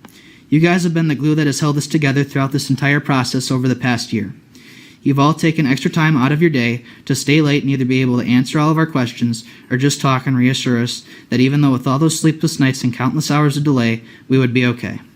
I can confidently say that I don't think there could have been a better team put together to represent us as the plaintiffs in this matter. Just like Judge Doro, all of you have shown the passion, blood, sweat, and tears and extraordinary effort that has been poured into this case to give us the justice that many have desired and deserve. Consider yourselves true heroes to this community as well. I would also like to highlight Jenn and her extraordinary team at Victim Witness Assistance. Again, a group of truly amazing people that I can't say enough words about to describe their amazing work. If we needed a shoulder to cry on, they were there. If we needed to make that late-night phone call to get the answers we desired, they answered. We can truly not thank you guys enough for all your hard work and unmeasurable amount of effort that you gave us during this case to our families. And you cannot forget about personally my favorite employee in the entire courthouse, Pepper. You know how they say a dog is a man's best friend. Well, Pepper is an entire community's best friend. I personally, and I'm sure that I could speak for all of us when I say this, could not be more thankful for all the donations that have been made, or have made Pepper possible. Jenn and her staff have done an amazing job keeping her in line while she did what any dog does best. Gives us so much unconditional love that for a split second, you feel like all the problems are gone. Once again, I cannot thank everyone who represented us as the state of Wisconsin. You guys did one hell of a job throughout this process and have truly become a special part of this group. Finally, I want to take the time to describe how the events that occurred on November 21st, 2021 have affected my family and myself. No one thinks that something like those horrendous acts committed by the defendant on 11/20/21 will ever happen to you. Christy, if you could please. I want you to look at that, Mr. Brooks. That's what you did to me that night. That's us in the ER, waiting.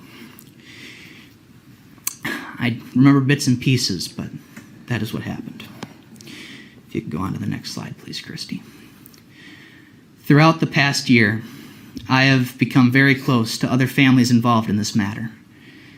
All the pictures there have what kept me going. The sport of baseball and all the other families affected in that community. I've gained more little brothers than I can say, and an entire new baseball team to live out the rest of this life with. Next slide, please. I've also met so many new friends post 11/20/21. A new grandmother to add to such a wonderful family, another new brother in that instance, that have just helped me get through everything. And it's kept us stronger through the whole process. Next slide, please, Christy. I've also gotten to become closer to other groups that were affected. Last Saturday, I marched with the Milwaukee Dancing Grannies in their Christmas parade. Veterans Day parade, yeah, my bad, sorry. Coming together with other groups like this is something that has, again, shown that we are very strong. We are stronger than the defendant, and we are an entire community that has shown that strength. These memories are what have kept us going and will forever keep us going in this process. Next slide, please, Christy. As I stated before, baseball is a sport that has specifically kept me going.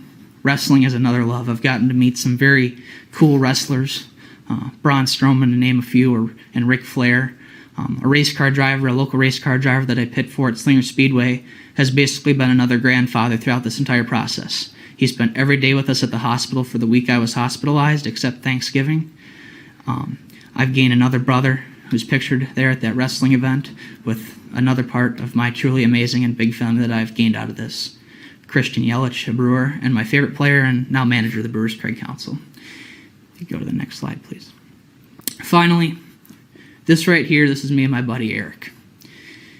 We were both affected that day, and we made the return within 3 months of everything happening to come back and play the sport that we love.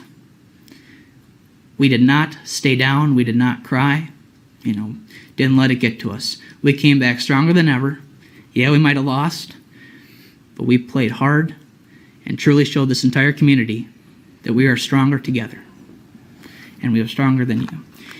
I just want to also address one more thing to Mr. Brooks. These are 2 quotes that have gotten me through this entire process. You can mark it down in your Bible if you want for this one. It's Romans 12:21. Do not be overcome by evil, but overcome evil with good. The second one, also to go with his grandmother's statement, I picked it up from the book and movie The Shack, written by William P. Young. The quote is, "Forgiveness in no way requires that you trust the one you forgive. Forgiveness is not about forgetting. It is about letting go of another person's throat." And I do want to acknowledge that I am letting go of your throat, Mr. Brooks, but I have not forgiven you. Thank you, Your Honor, for the chance to speak today. Thank you to both of you.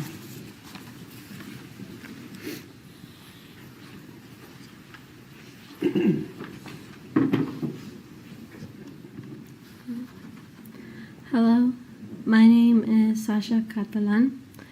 I was 17 years old when the Waukesha parade incident occurred.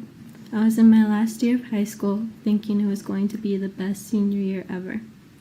Although I pushed through and made it to the end, it definitely was not easy for me or for any of us of that. After that, one night that changed our lives. I was in the Waukesha South marching band as a clarinet player.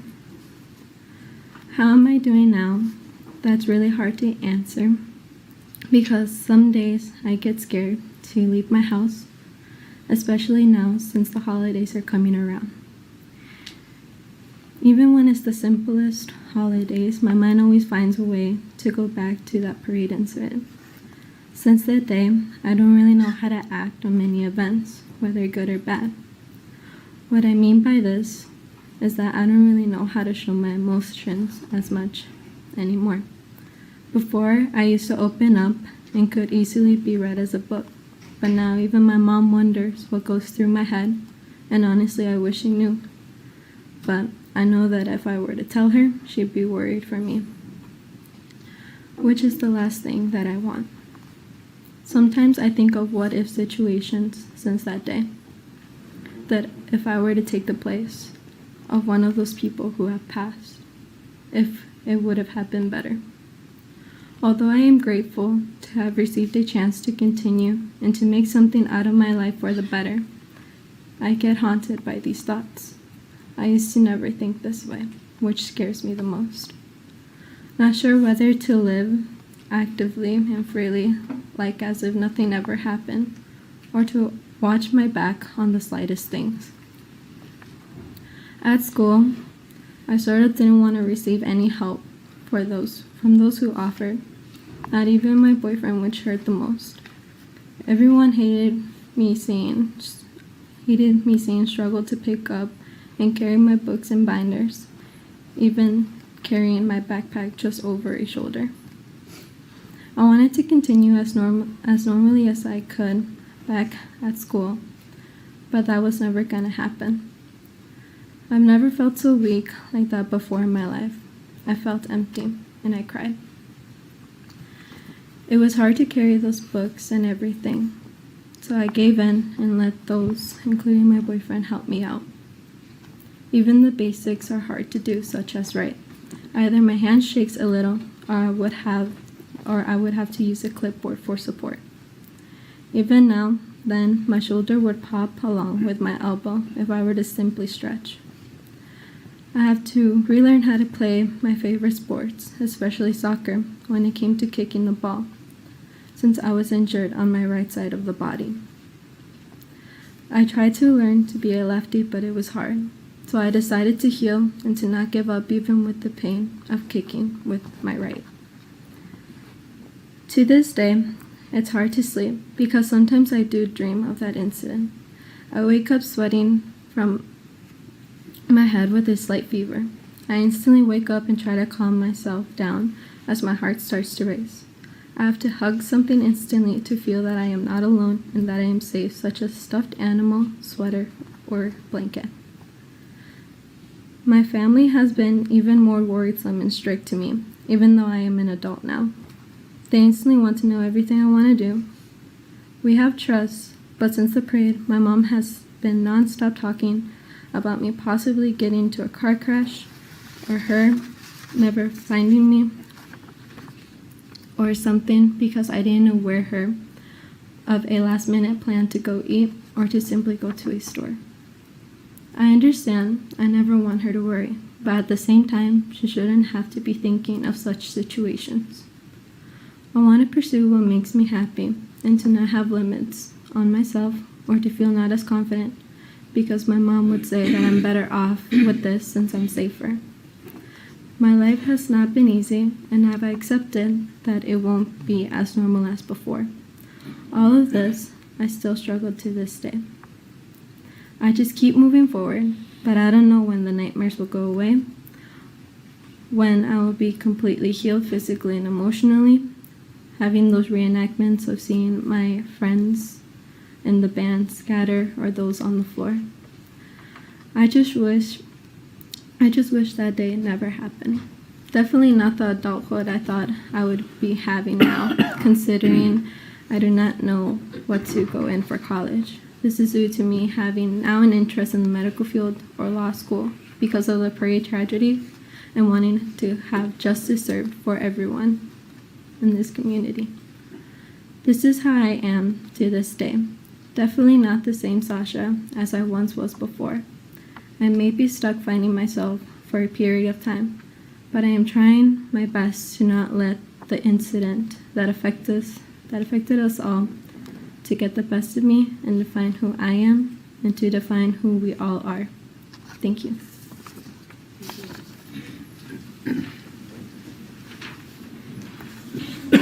And I have a statement from Sasha's mother to read, and then I have 3 more statements from members of the Waukesha South Band in this group, Your Honor. Thank you. And the next one after this is the photos. Judge Doro, I want to express in this letter my feelings since the day of the accident, so to speak. My daughter at that time was a student at South High School and a member of the band, in which some members, including her, were struck by the truck causing injuries. Since that day, I cannot get out of my head all of the screams of pain, anguish, and terror that were heard along that long street with no end in sight. Young children, elderly people, and relatives running to protect themselves. I had mixed feelings, and even worse, my daughter was in the hospital with a lost look and without understanding what had happened. There have been months of uncertainty, of sleepless nights, nervous breakdowns, and foolish thoughts. What hurts me the most is seeing how my daughter has completely changed. From being a girl who wanted so many things for her future to see her now so quiet, so distant, and still so stunned with many questions and so many others. The hardest thing to hear is that she would have preferred to give her life for that of some other person who lost their life. For me as a mother, it is very difficult to be able to tell her that everything will be fine when at the time I was not behind her to protect her from everything that happened. I know that many will say overcome it already, but nobody knows what it's like trying to stand on your feet when your world has no floor. I hope justice is done, and I am thankful to each and every one of you who has not left us alone. Policemen, doctors, prosecutors, angels, and all of those people who I could not name who were and are still here to support us. This is just the beginning for many of us, and it will be a long road, but I am sure of one thing, and that is that we will be able to get back up. Thank you very much. Waukesha, let's hug very tight because our children need us. Mother of Victim I. And this next one, they sent us some photos this morning.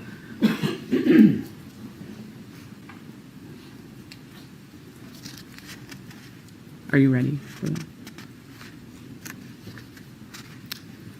Thank you, Judge Doro, for your patience through this trial. Thank you to the entire prosecution team for being so well prepared for this case. And lastly, thank you to Victim Witness Assistance for looking out for all of us. My name is Donald Tiegs, and I am the father of Victim Q, or Eric Tiegs. Both of my sons, Eric and Tyson, were marching with the Waukesha South Marching Band in the 2021 Waukesha Christmas Parade. Eric was a junior and Tyson was a freshman. They were there to play Christmas music for the people and start off the holiday season. That came to a quick end when you, Darrell E. Brooks Jr., drove through the parade killing people, injuring people, and ruining what was supposed to be a beautiful event. And we haven't been told when to do the photos, so Christy, if you can use your judgment, thank you. Darrell Brooks, you hit and ran over Eric along with some of his bandmates. Tyson, his younger brother, was just feet away from Eric when you hit and ran him over.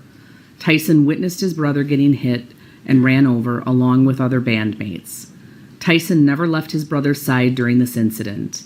He even took off his jacket to help keep his brother warm while he laid in the middle of the street.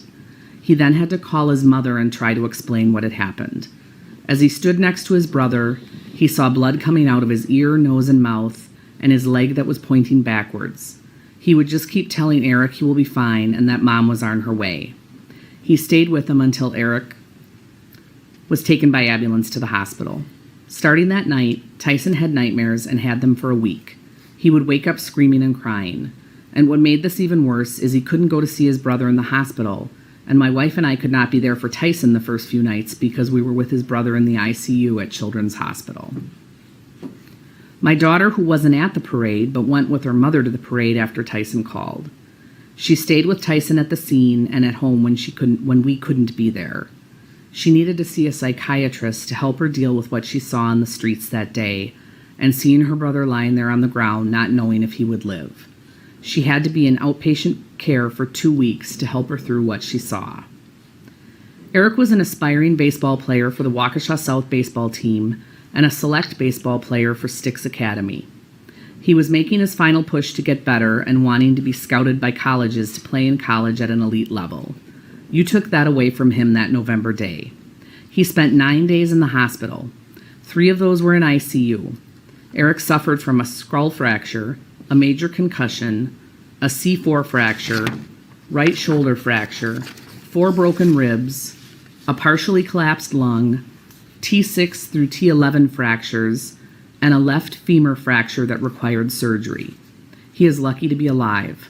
The C4 fracture could have killed him. The femur fracture could have killed him, or the broken ribs along with the lung collapse could have killed him. His time in the hospital was very hard, dealing with nonstop pain from you hitting him and running over him like he was a speed bump. He had to lay flat for 4 days and wear a C-collar for 7 days because of the C4 fracture. He had a chest tube to drain the blood off of his lung so he could breathe. He had to undergo surgery to repair his severely fractured femur. On top of all of that, he was dealing with a severe concussion. He could not have any lights on or loud noises. He would have events of uncontrolled vomiting and would spike fevers. When he was finally able to leave the hospital, it was in a wheelchair, and he was in that wheelchair for over a month. We had to have a wheelchair ramp built for when we came home. Without the ramp, it would have been very hard to get him in and out of the house. My wife had to take off a month of unpaid leave from work. I had to take off 3 months from work to take care of him and get him to multiple doctor appointments a week. Darrell Brooks, you stated during this whole trial that you are a man, a God-loving man. You are not. A real man would have stopped when they saw they made a mistake. A real man would have admitted the wrong and would not have put all these families through this pain. A man of God would have stopped, admitted to his wrongs, and asked for forgiveness. You sat there showing no emotions for what you did and pretend that reading the Bible was going to help you. But you, Darrell Brooks, are pure evil that is not fooling anyone. You don't know God, but you better start learning because where you are going, you're going to need to start praying a lot. You don't deserve to see the light of day ever again. You should never be able to see your children again. It's too bad this state doesn't have the death penalty because you would be put to the front of the line. I hope you rot in hell, have a miserable existence in prison, and that someone teaches you a true lesson in asking for forgiveness. Notice when anyone mentions his Bible prop, it strikes a nerve. The next statement is from victim H. It's been nearly a year since the Waukesha parade incident, and I know my friends, family, and myself still remember it vividly. Personally, I have an injury that could affect me the rest of my life. Doing normal things like carrying groceries or even my school supplies to classes have proven to be more of a challenge compared to what it used to be. And some mornings I'm not even able to lift my arm past my shoulder. It's hard, but I'm living through it because I refused a long time ago that I would have this man, someone who thought of no one and nothing past the incident, control what I can and can't do. I can't remember vividly what happened, just pain sparking up from the back of my head and my shoulder and people standing over me. It wasn't until I woke up the next day after everything and tried to stand up did I realize how much pain I was truly in, and it only got worse the following days. My progress in what I can do with my injuries over this difficult year has been positive. I've rebuilt most of my strength, but I've been told time and again from my family, friends, medical professionals, it may never be what it used to be, and to remember that this may be it. But that's only a possibility to me. Nothing is set in stone. Medicine is a practice because we never have all the answers. I was lucky to have family and friends who could help me physically, but nothing was permanent. All it took was a single thing to throw all progress out the window. If I wake up lying on my side, I already know that that day is going to be painful because simple things like sleeping hurt. Emotionally, the only constant support I've had is that of my friends and family. I've chosen out of my own free will not to see medical professionals for my mental state because I hold the belief that therapy is great and can do many great things for people, but what I do here and now has a bigger impact on myself. Putting a pause on my life to think about what happened to me and the people I know isn't worth it. I wake up at least twice a week to terrors of what happened, seeing and feeling the same things as that night and the days that followed. The endless possibilities of what could have happened, not just to me but others, whether I knew them or not, flood my dreams and scare me to my core. I remember my parents the day after. I had been dead asleep all night from stress and finally running out of adrenaline, to find out that they hadn't slept. My father chose to stay up in the living room where I had been sleeping to watch over me instead of recuperating himself. I may not have completely understood then because I didn't want to, but after a year of dealing with the outcome, I understand. Being who I am, I hide what I'm feeling a lot. Right after the incident, I remember friends coming up to me and seeking comfort, to which I had no problem with, but there would be triggers in what they would say that would bring me back. But I pushed it away to comfort others. Humor is the world's medicine, and like most traumatic situations in my life, I've applied humor to this now. I'm sensitive to who I'm with, but when talking, I try to think of something witty or humorous so that I can jump over the obstacle or burden of trauma, and to put it plainly, sadness. This past homecoming, my friends and I had gone to the dance, and one of my friends was driving us to eat afterwards. The place was on the far side of town, and the quickest route was through downtown. It wasn't their fault at all, but we were stopped because a group of people were crossing the road, and it was right near where I was hit, and I panicked. My vision went blurry, and I had flashbacks of the night. My friends had noticed and helped me through it, and we found a better route. I can't remember a time before having that bad of a panic attack where it's hard to breathe, and knowing the reason behind it is just another reminder I won't be the same, much like most people who were affected. During the time of the trial, I've stayed away from news on what's happening. I've overheard conversations with family members. Sometimes it's brought up within my friend groups, most of which have chosen to be understanding of my choices and move away from the topic. Mentally, this past month, I've had more terrors, not always while I'm sleeping, but when I zone out at school or at home. I never show a reaction because I choose to keep that in, but I do change in how I stand or sit, and I noticed I'm more jumpy around people after experiencing these terrors. Hearing about what happened within this case has been a stressful time for everyone in my family. I tend to not sleep as well as I normally do, even on good nights, and I find myself panicking over small things such as schoolwork more than I ever have. Thank you, Victim H.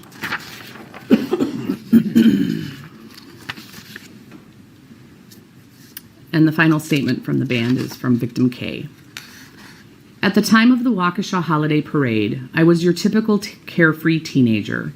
As a 17-year-old at Waukesha South, I had only just begun my senior year, a time that some might argue to be the best year of high school. Sadly, that all changed in a mere instant. I was marching in the parade with the Waukesha South Band, playing the sousaphone, parentheses tuba, when Brooks appeared out of nowhere, plowing into me from behind. He dragged both me and my instrument upon the hood of his vehicle for what seemed like miles, before eventually running me over entirely. Luckily, I was swiftly rushed to Waukesha Memorial Hospital by an officer via squad car for emergency treatment. I was completely alone during this time, and positively terrified.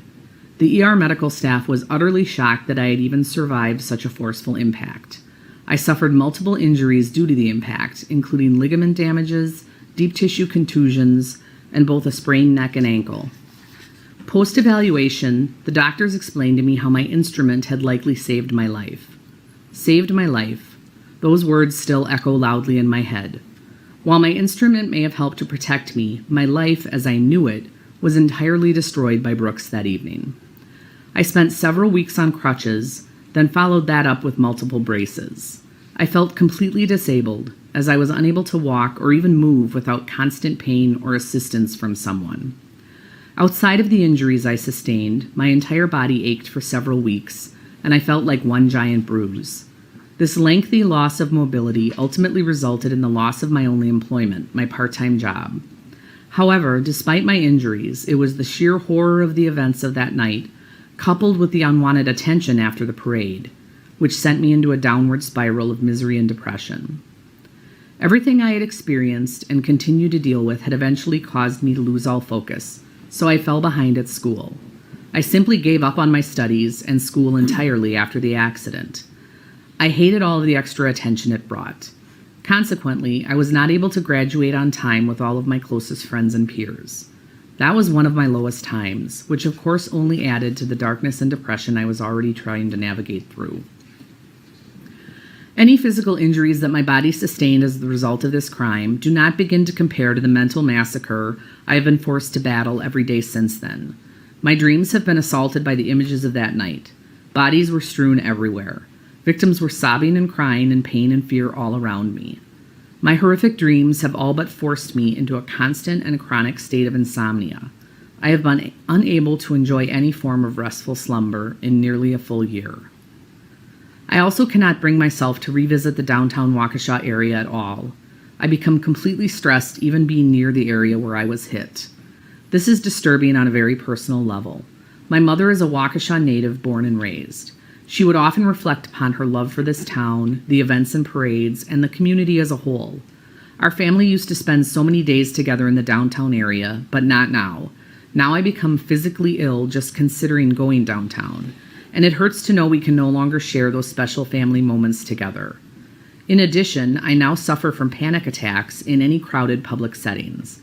I cannot even enjoy a simple sporting event or concert because I have developed a hypersensitivity to screaming crowds.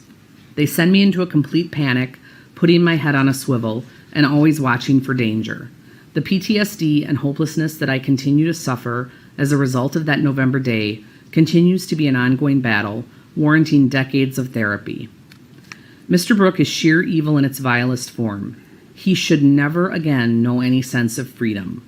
I hope that the rest of his days are haunted by the videos, images, and stories shared by each and every victim. I hope every night his dreams are teeming with visions of those 6 innocent people who perished in his wake. I want him to suffer like all of us has, every single day until he takes his very last breath. His refusal to accept any responsibility for his actions deserves no less. I would strongly urge the court to extend the firmest sentencing possible for every single guilty charge. On behalf of myself, my family, all of the victims, the dearly deceased, and all of Waukesha, please issue Brooks the maximum penalties possible. Victim K. That is the end of this group. All right, thank you. I know we had about an hour or so break, but I do think it's also important that court staff and everyone here get a lunch break as well. So we will break for an hour-ish. I'll plan to be back here at 1:15. All right, thank you, everyone. We are in recess. We are back on the record in State versus Brooks. Appearances are as they were before. I do want to make just a quick record. I am aware, I didn't realize I'd gotten an email this morning from one of my staff members that Mr. Brooks's mother had written in requesting some Zoom information. She provided some email addresses. I don't need the email addresses because we have simply provided the Zoom information to her to provide to the individuals that were indicated in Mr. Brooks's list. But she did ask that the email addresses remain sealed, and she provided an example of what could be described as a threatening email to her. And so based on that, I will have a redacted version of that email made available for the public record. It will have those email addresses blocked, and then the original will be filed under seal. Again, given that threatening type of email and the reason stated in the request. Just would note again, I didn't ask for the email addresses. They were provided, but under the circumstances, I think that's appropriate. Her mentioning that reminded me. This is his inmate communication form with his list of intended speakers. I'd like to note that it is not 20 people on this list, only 9. And as you may know, Mary on the wall, Edwards, Dawn Woods, and Michelle Allworth were the only ones who showed up, not in person, but on Zoom. We'll hear from them eventually. Okay, with that, I presume the state has the next group available. Yes, we're ready to go, Your Honor. Thank you. All right, then go ahead, please. On November 21st, you killed my mother. And in this courtroom, I watched you run her down and her broken body slide across the concrete. This woman loved and she was loved. You ran her down like she was nothing. And since that day, you have shown no remorse. You'd offered no explanation for your atrocities. It offends me that you're sitting here breathing while she is not. You are a monster. You deserve contempt and death. Sadly, with no death penalty in this state, I can only hope they lock you away someplace so deep the rats chew on your fingers at night. As for me, this will never be over until the day I'm pissing on your grave. I think it would be fair to say that for your crimes, even God hates you. I'm honestly surprised there weren't more statements like his. If you could just tell me, go ahead. Yeah, for the record, Your Honor, that was the son of victim 2. B. If I could first thank the court, you, Your Honor, and your staff for getting us here today. I don't know how you did. You kept us under 4 weeks, and this is all going to be wrapped up, before the first anniversary, and that means a lot. So I thank you for that. And if I could thank everybody at the prosecution table, our real-life Avengers. I mean, you guys did everything you could for us, and I'm forever grateful. Thank you. And I couldn't not thank Jenn Dunn and her staff. I mean, she took all of us, supported us, made us into a family, and without them, I don't think I could have gotten through this trial. And Mr. Brooks, I hope as I read my statement, you continue to roll your eyes. I hope you continue to laugh and just show how bored and unmoved you are by all of this, because I think that's important. It's important for the world to see that evil can be a tangible, living, breathing thing. I think it's important for the world to see what human rot looks like. And to all the survivors, every time he puts his hand on that empty cavity where his heart should be, I hope you all smile, and I hope you take solace in the fact that today is our day. Today is for us. Today is so we can take our handful of dirt, throw it on his grave, and move on. Because that's what we all need, and that's what we deserve. Get him. My name is Chris Owen, and I am the plaintiff. I'm here on behalf of another plaintiff, my mother, Leanna Joy Owen. Lee Owen was a mother, a grandmother, a best friend, an apartment manager, and a dancing granny. The reason none of the witnesses saw her in this courtroom is because she was executed by a child-killing sex offender. And we are both injured parties. My whole family is an injured party. To my kids, Lee Owen was nanny. And nanny spoiled her grandkids every chance she got. On every birthday, she would call and sing happy birthday to their voicemail so they could hear it the first thing in the morning. She went on a tour of my son's summer camp. She danced in the same parades as my youngest daughter. She wanted my oldest daughter to use her car to learn how to drive so she could teach her like she taught me. And all of that has been ripped away. But the defendant's conscience is clear. To my dad, Lee Owen was the love of his life. They met when she was 16, and he taught her how to drive. From that point on, they stayed in each other's lives. And even though they divorced, she was still his best friend. They spent a lot of time together, and she was the only one who could get him out of the house. Now my dad has nightmares of her body flying through the air and shattering against concrete. But Mr. Brooks' conscience is clear. To my brother and I, Lee Owen was our mother. A mother who, even when she was struggling, was always there for us. She was supportive of us. She always told us how proud she was of us. Growing up, all my friends and my brother's friends knew they were welcomed at our house. When they were in trouble, having problems at home, or just had to get away, she always let them stay as long as they needed to. And for years, every time I came home from the Marine Corps, she got all those same friends together so I could see everybody and spend time with them. She was the one that made sure everyone got their Christmas lists out on time. She made the best eggnog I ever had. And she made my grandma's mac and cheese whenever we were together. She recently renewed her passport so she could visit my wife and I in Turkey and travel the world with us. She also couldn't wait to visit Machu Picchu with my brother. It was her dream trip. Out of all the places in the world, that was the one place she had to visit before she died. And now the best we can do is lay her ashes there. But Darrell Brooks' conscience is clear. And I believe him. Out of everything he said in this courtroom, I believe that is the one truth he told. I mean, how else could he make a witness look at each of his battered friends that he ran over and ask, how do you know who this is? Throughout her life, Lee Owen was a hardworking woman. That's why when she found herself on hard times, she was able to overcome them. Even though it took years, she dug herself out of a deep financial hole so she could live the life she wanted, the life she deserved. And she was in the middle of doing just that on the evening of November 21st, 2021. And I know this is corny and cliche to say, but Lee Owen wasn't 71 years old. She was 71 years young. She was one of the most active people I knew. She just didn't have it in her to sit still.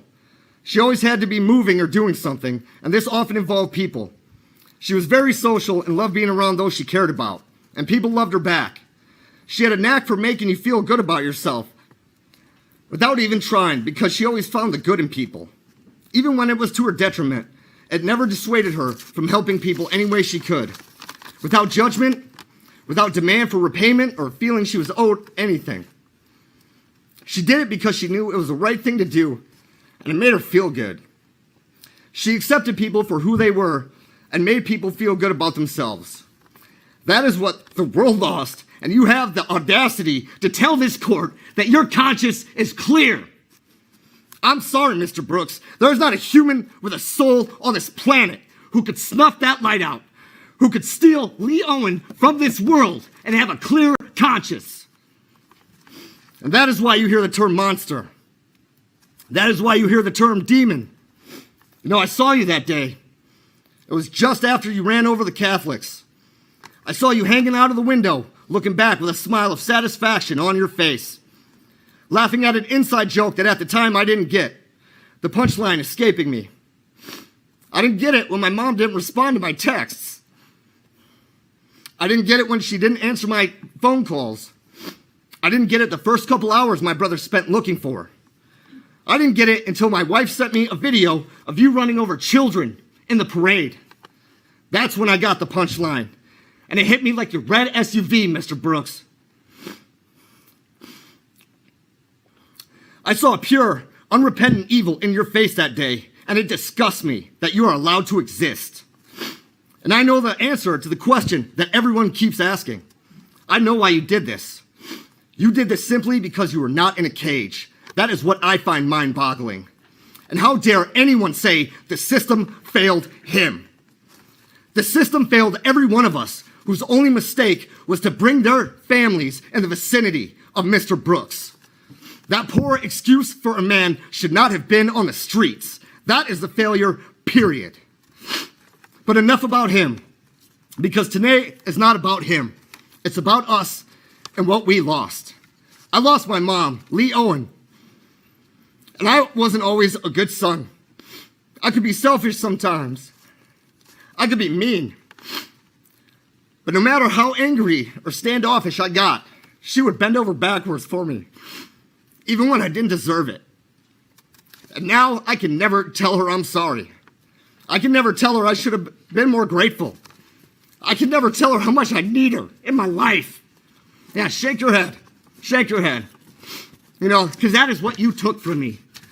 And there's nothing this court can do that would provide justice in my eyes. So all I ask is that you brought, and you brought slow.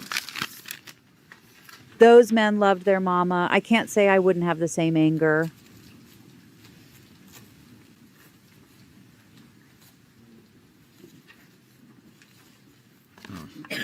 Good afternoon, Your Honor. Thank you for the opportunity that you're providing both to myself and to the rest of the families and acquaintances of the folks associated with this horrible case. My name is Michael Carlson, and I'm appearing here today both as an individual and a brother to one of the victims of November 21st.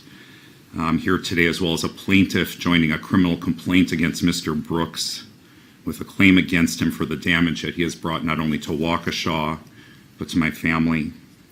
And I'm also appearing as a posthumous spokesman for the victim, my sister Tamara Durand, who can't appear here today on her own behalf because Mr. Brooks killed her.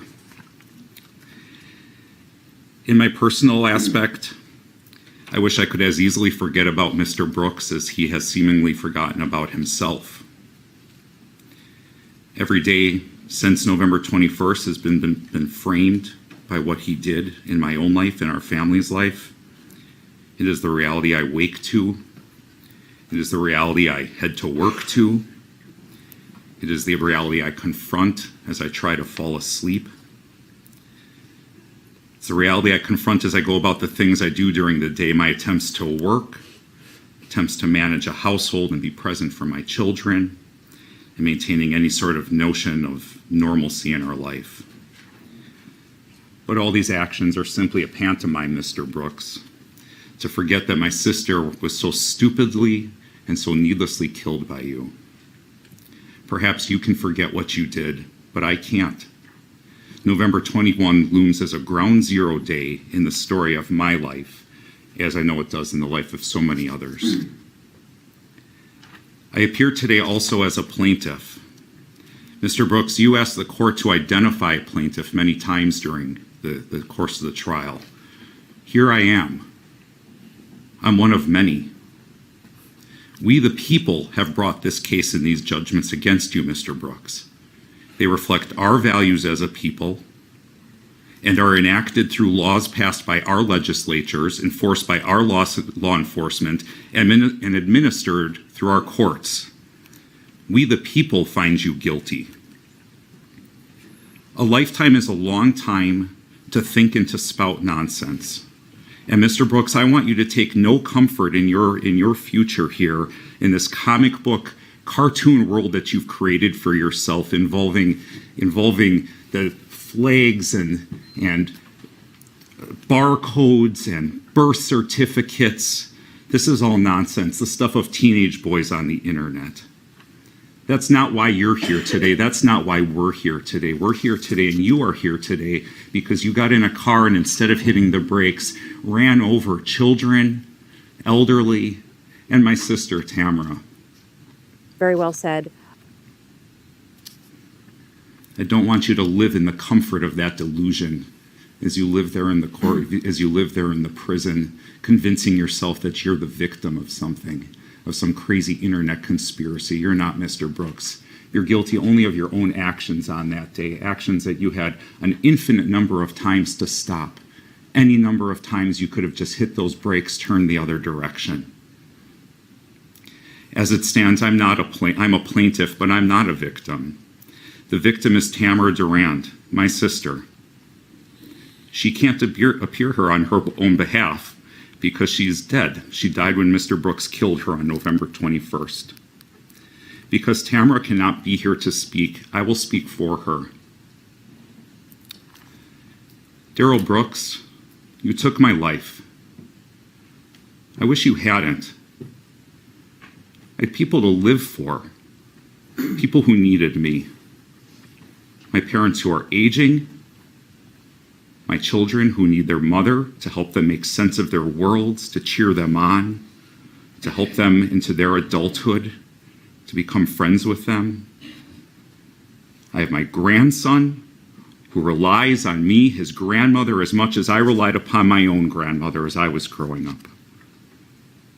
I had people who needed me to cheer them on, to have me bring goodwill to the hospital bed where they were, or their families in the waiting room, who needed the comfort and prayers I brought to them in their moments of pain.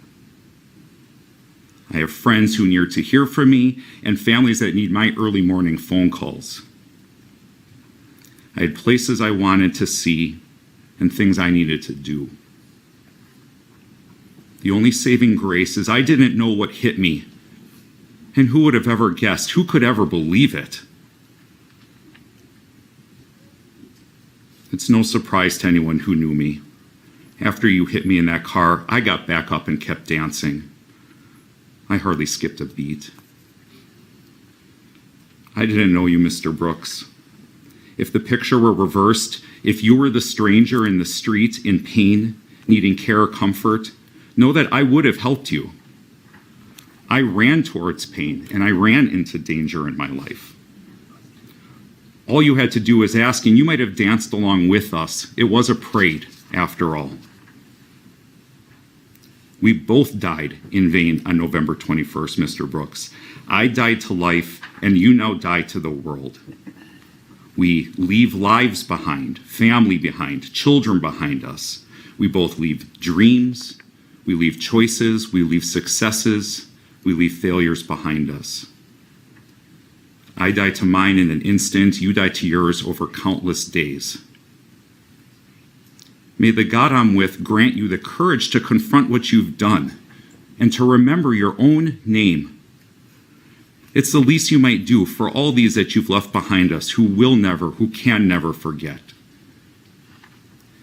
Mr. Brooks, I'd also like to acknowledge that over these last couple months, I've sent you a couple letters in prison urging you to stand up, to be a man, to grow up, to accept accountability for what you've done. I also used those letters to share with you the love of the God that I believe in and that I know my sister Tamara believed in. I use those letters to share with you especially the story of the final act of Christ on the cross, where he is hanging between two murderers, and he turns to the one and he gives them forgiveness.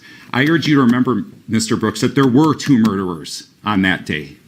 One who mocked the holy living in God, and one who accepted accountability for who he was. Your Honor, I urge you to provide Mr. Brooks a lifetime in prison to please contemplate that story and to remember his name and to contemplate which side of Christ he wishes to hang on. Thank you. Thank you, sir. Amen. The family of victim A is going to speak next. They do have some minors with them, so I'd just like to give the camera a second to adjust for that. And also, one of the minors does wish to make a statement and is somewhat vertically challenged. I'm wondering if she should stand over so that you may see her, or Sure. She be taken out. Before I have them come up, I believe Mr. Brooks was attempting to get the court's attention, so let me address him quickly. I wanted the order of the court, if I may, really quick, pertaining to the last speaker. I have an issue with,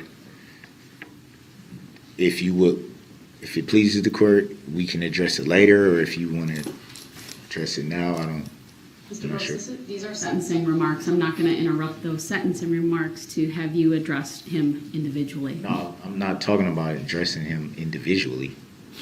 His statement was spot on, and Brooks knows it. Mr. Brooks, we're going to continue. I'm not sure what you could possibly bring to the court's attention about a speaker who's already made a statement. A very valid issue that I can bring to the court. You can put it in writing, sir, while you're sitting there, and if it's something I need to address, I will. But I'm not going to disrupt what's happening right now to address that. You need to put it in writing. All right, go ahead, Ms. So, put it in writing that Mr. Brooks, please put it in writing. that's If you the need same, some paper, that's the then same person you had to worked with the father of, right? go ahead, Ms. Dunn.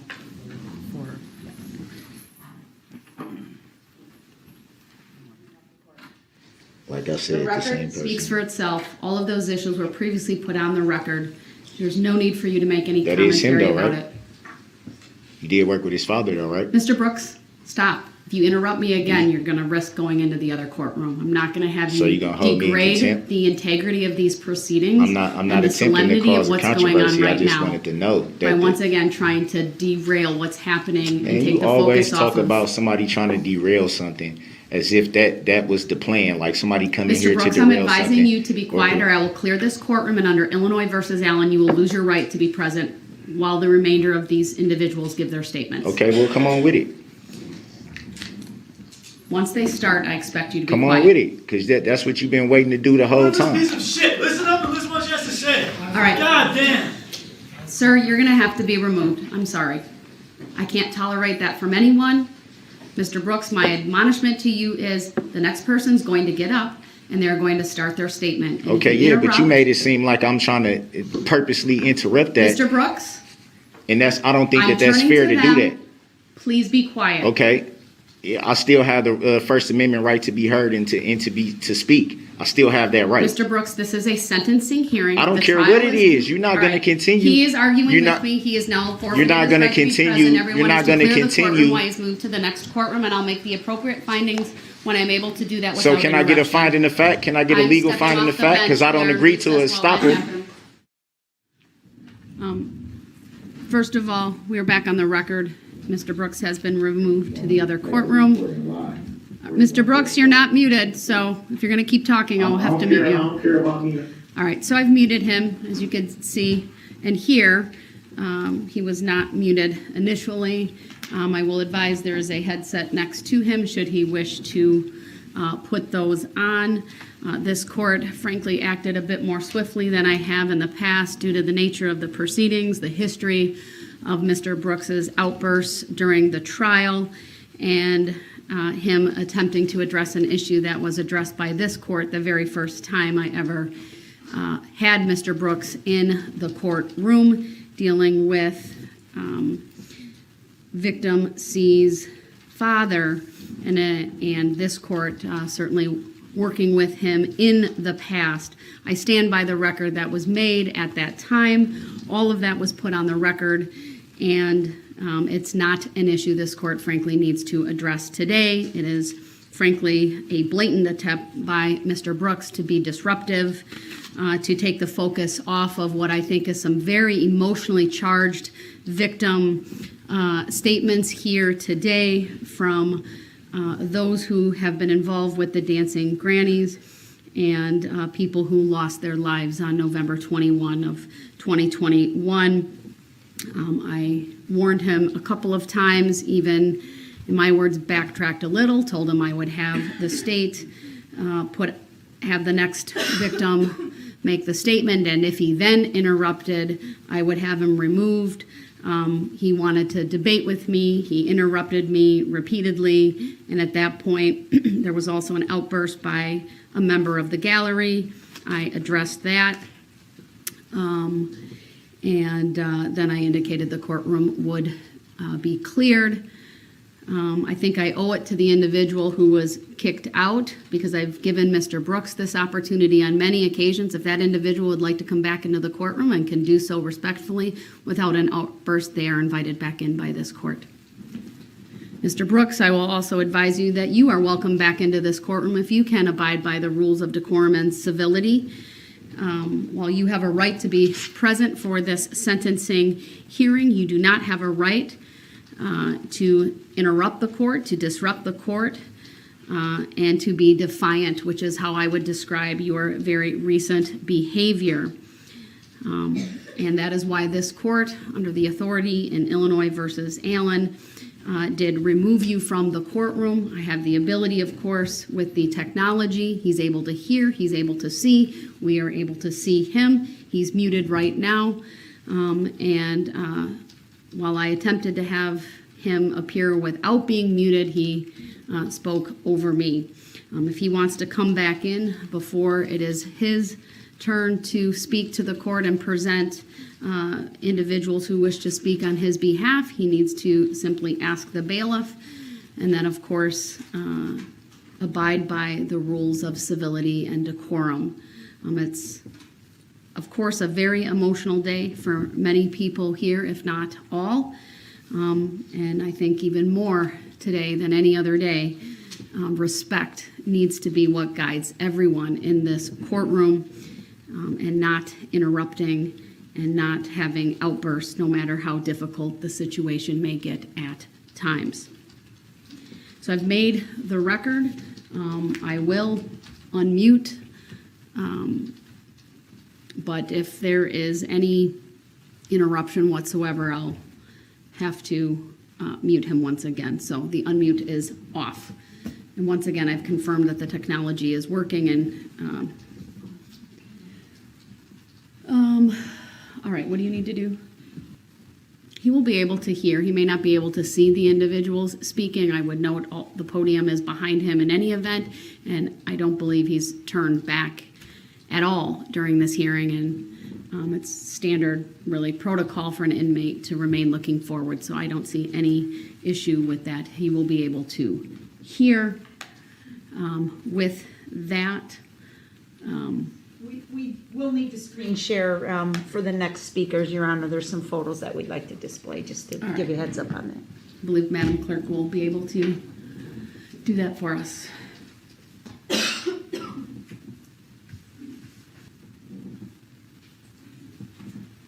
All right, thank you, sir. As a reminder, if you would at least let me know your name if you want to, or son of victim so-and-so, that would be very helpful, as I am trying to take notes of everyone who is making a statement. No, you are not muted. I expect you to be quiet as the proceedings continue. I was just asking, was I muted? I didn't know. You just said I was muted. I'm sorry for the interruption, sir. Please continue, or please start. My name is Marshall Sorenson, and I am son to a murdered mother, Virginia Sorenson. On a day that I was planning to put up a Christmas tree with my family, I received a call from my dad that would turn my whole family's world upside down. When I answered the phone, my dad told me something happened to your mother during the parade and she didn't make it. I said, "What do you mean she didn't make it?" My dad proceeded to tell me that she was killed. Of course, I didn't believe him at first, but when I hung up the phone, reality set in. As I wiped the tears from my eyes, I thought to myself how I was going to tell my two little girls, as they wait in the other room to put up the Christmas tree, that they will never see their grandma again. As a parent, one of the hardest things to endure is to see your family in pain. Witnessing my daughter's hearts get shattered into a million pieces in an instant that night, trying to understand what happened to their Grammy, is something I wish to this day I could make go away. I love my mom unconditionally, and so did my family. My mom would jump at the opportunities to spend time with my daughters. I was blessed with having that opportunity with my mom, but my girls were cheated out of that because of the acts of one evil person. Mr. Brooks, you had mentioned that you will never be able to get the chance to hold your grandchild. To that, I say good. Maybe then, while you're locked behind bars, you will experience a little bit of the pain that you inflicted on 6 families when you killed their loved ones during a Christmas parade. My family will never get the chance to hug my mom one last time and say goodbye because of your actions. You will never understand what you took from my family, and by your actions in court, you don't seem to care either. You murdered my mom, and for that reason, I'm asking the judge to sentence you to life in prison without parole. I continue to have a hard time understanding why such a loving person like my mom had her life ended in a tragic way. But I do have some peace knowing that she left this earth doing something she loved. I encourage people now, after a year, that if someone asks you how my mom died, Virginia Sorenson, that you respond with, "Let me tell you how she lived," because that is what made her so special to so many people.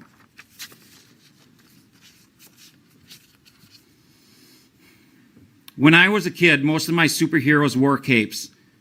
As of today, myself and family, we have a new one, and she wears a robe. Thank you, Judge Darrell. Words cannot express my family's gratitude with the time and effort you put into this trial. I want to also thank Sue, Zach, Leslie, Detective Casey, Jenn, Pepper, the witnesses, the jury, for the sacrifices they made so justice could be served. Lastly, I want to thank the city of Waukesha for their community of love and support they displayed towards our family during this time. Going forward, my family will refuse to live in fear because of the acts of one evil person. My family will continue to attend parades, and at this year's Waukesha Christmas Parade, we plan on walking with the dancing grannies. We will do this in remembrance of my mom and show that we are stronger together. I ask you today to please remember the picture shown on the screen during this year's Waukesha Christmas Parade. This picture was taken before a previous parade. My hope for you is that it reminds you of the true representation of what the Waukesha Christmas Parade stood for before this tragic event, which is the unconditional love between families while celebrating the spirit of Christmas. May angels watch over you and you remain strong. I would like now to bring up my daughter, Brooke, to say a couple words about her grandma. She held the banner with my mom at previous parades, as shown in the picture above.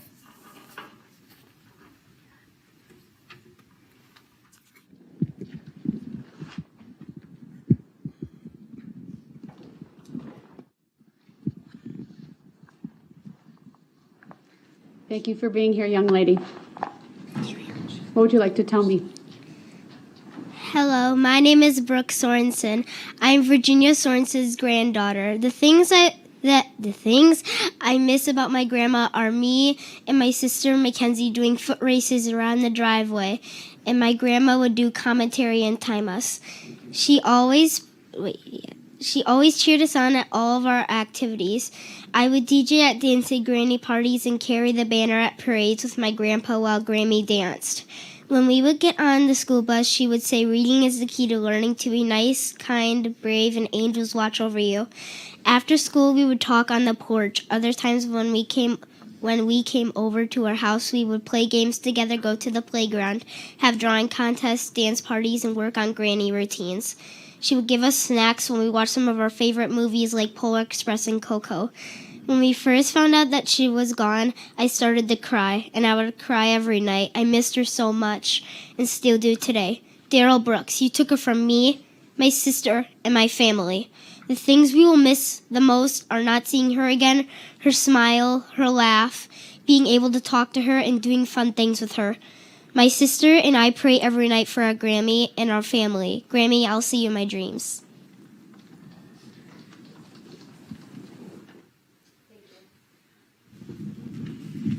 I'm being told Mr. Brooks would like to come back. Before I do that, sir, I need a pledge from you that you will abide by the rules of courtesy and decorum and you will not interrupt. Can you do that, sir? I'm not going to interrupt.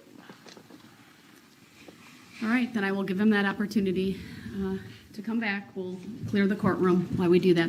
Thank you. We'll take a brief recess.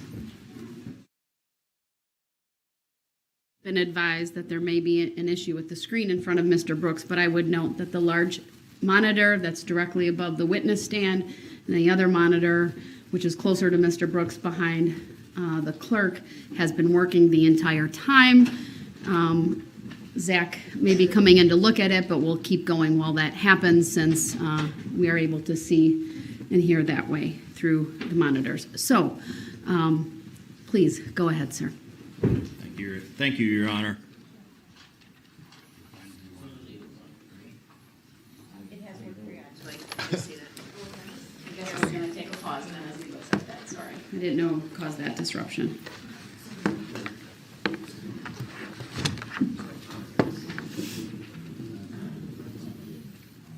Can the state put something up and I'll...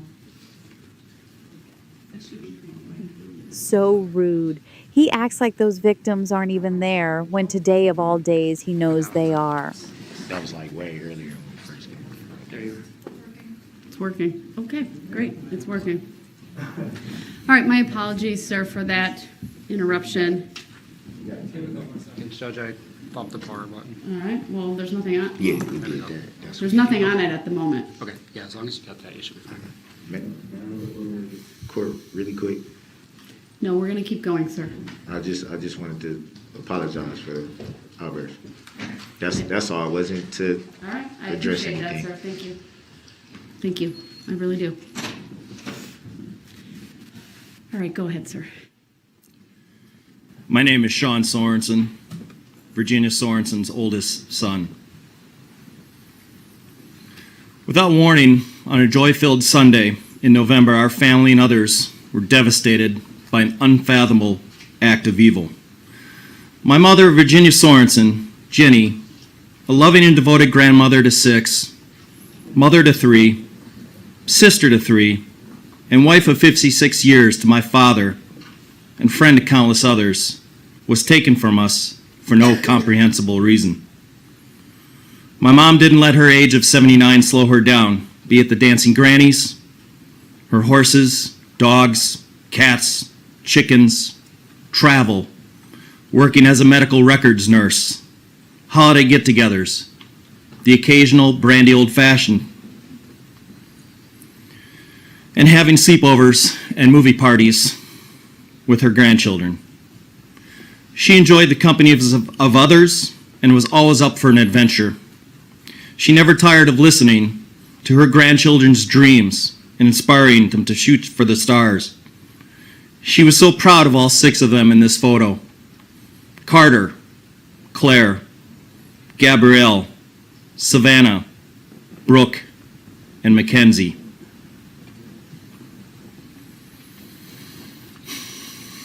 She was killed doing something she loved and enjoyed with the dancing grannies, and although we were denied the chance to be with her when she passed, we know she was surrounded by friends and the caring strangers who sought to save her life, so we find comfort that she did not die alone. She was a compassionate person. She was always telling us, "God bless you," or "Angels watch over you." She will be missed with an aching emptiness in all our hearts. Judge Darrell, thank you for overseeing this trial. You define excellence in your profession, and we are so grateful you were assigned to this case. Thank you to the 12 jurors of this strong community who carefully and unbiasedly listened to the evidence and brought back 76 guilty verdicts. Thank you, Sue Opper, Leslie Basie, Zach Witshaw, and the entire Waukesha District Attorney's team for ensuring Mr. Brooks would not escape the consequences of his despicable actions. Thank you, Detective Tom Casey, and the many law enforcement officers of Waukesha and other jurisdictions who investigated, collected evidence, and testified to ensure Darrell Brooks will never be a free man. Detective Casey came to my dad's house in the early morning hours of November 22nd to deliver the heart-wrenching confirmation that my mother had passed, and he has greeted us every day in court since then. I want to thank the Victim Witness Program, Jenn, Dunn, her staff, and their best comfort dog, Pepper, for their kindness and constant comfort to all the families affected this past year. She and her office have been a rock for us to cling to when events have threatened to emotionally overwhelm us. I want to thank the Waukesha Women's Center for supporting Corey Runkle and Erica Patterson in their testimony against Mr. Brooks and his abuse, and the good that the center does for other abused women. I want to thank the first responders and medical personnel at the parade who rendered aid to the injured and attempted to save my mother's life that night, and a nurse that we met at the memorial one night by chance, Sarah, who held my mother's hand that night. But she was already dead. A severed spine, multiple skull fractures, pelvic fractures, and her Christmas hat wedged under the windshield wipers of the Ford SUV. There was no ambulance ride or hospital stay. She was gone in a split seconds after Mr. Brooks smashed into her. But she will live on forever in our hearts. Finally, I would like to thank the Waukesha community and thousands of others for their outpouring of love and prayers to the families and victims of this unspeakable tragedy. I have few words for Mr. Brooks. Just saying that name brings anger and hatred into my heart. And I want to move forward after this sentencing with the happy memories I hold of my mother. I sat silently almost every day in this courtroom, bit my tongue, restrained myself from jumping over this divide to administer my thoughts of justice. As Mr. Brooks droned on about where the plaintiff was in this case, who the plaintiff was in this case. You've already heard, there are many plaintiffs here. I'm here, right now. I've been here all along. And now he gets to hear from me and will from many other plaintiffs before this day is over. He is simply a repulsive man who has shown zero remorse for his actions and depraved indifference to life. His fake tears in court were never for those harmed, but only for himself and the freedom he has lost. His narcissistic behavior, disgusting trial antics, and defiance to accept any accountability displays how truly unworthy he is of anyone's forgiveness. While we lost my mom instantly, I hope his 76 sentences pass in a slow, miserable, depressing existence as a reminder of the many lives he shattered. There are two others I hold culpable in my mother's murder. Dawn Woods, the mother who knew her son's felonious criminal history and penchant for violence, yet bailed him out of jail for $1,000 after he assaulted Erica Patterson by running her over with Miss Woods' Ford Escape. She continued to allow him to drive it and enabled his violence and murders that Sunday afternoon. The other is John Chisholm, the Milwaukee County District Attorney, whose misguided and ill-conceived bail reform policies led a violent, multi-convicted felon back into our community and onto our streets while already out on bail from a previous violent felony. Mr. Chisholm disregarded his duty to keep the people of this community and state safe from repeat criminal offenders and allowed a career criminal to snuff out 6 innocent lives. He is a coward who hides from the accountability for his office's negligence. If he had a tiny, single sliver of integrity, he would resign. Not once has Mr. Chisholm said 3 simple words to these victims and families: I am sorry. At least Miss Woods in her many media interviews has the humanity and understanding to say those words to the families affected. 6 families have been bound together forever in grief. 6 families have lost loved ones who are cherished and can never be replaced, but forever remembered with love. 6 names I will now never forget: Jane, Jackson, Bill, Tammy, Lee, and Ginny. As my mom was fond of saying, angels watch over us. And I know now there are 6 more watching over us. Judge Darrell, my request is simple: maximum terms of imprisonment, every single charge, life without parole for all 6 counts of intentional homicide. Thank you, and all who played a role in bringing justice to the families in this community. Finally, someone mentions Dawn Woods and John Chisholm, the Milwaukee District Attorney who didn't argue the low bail set for Brooks in his November 2021 case with his ex-girlfriend. He was let out just before the parade. I'm David Sorenson, Virginia Sorenson's husband of 56 years, and I'm wearing this Dancing Granny sweatshirt in her memory. A few thank yous, first of all. Thank you, Judge Darrell. You earned your angel wings in this trial. Thank you to the jurors and those who testified who had to experience the horror of November 21st of last year all over again. Thank you, District Attorney Sue Upper, Leslie, Zach, and her excellent team. Thank you to Tom Casey, Waukesha Law Enforcement, first responders both on and off duty at the parade, medical personnel at the parade, and the area hospitals that cared for the injured. Thank you, Jenn, Dunn, and your caring team in the Victim Witness Office, especially my new furry friend, Pepper. Here's a thank you that nobody knows about. Thank you to J.J. Watt. He's a professional football player for the Arizona Cardinals, who gave this community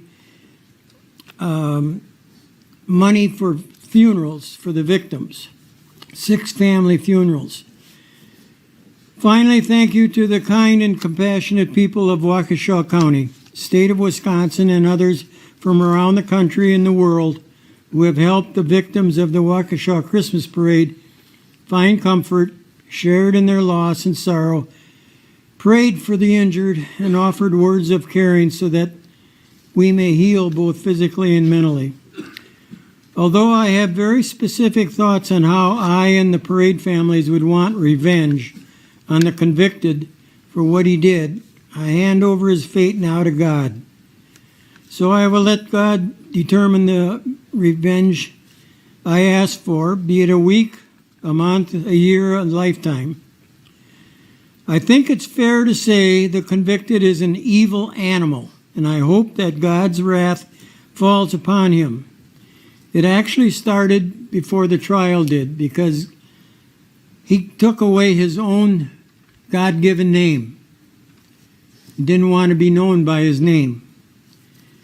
I refuse to accept him as a person that deserves compassion or mercy.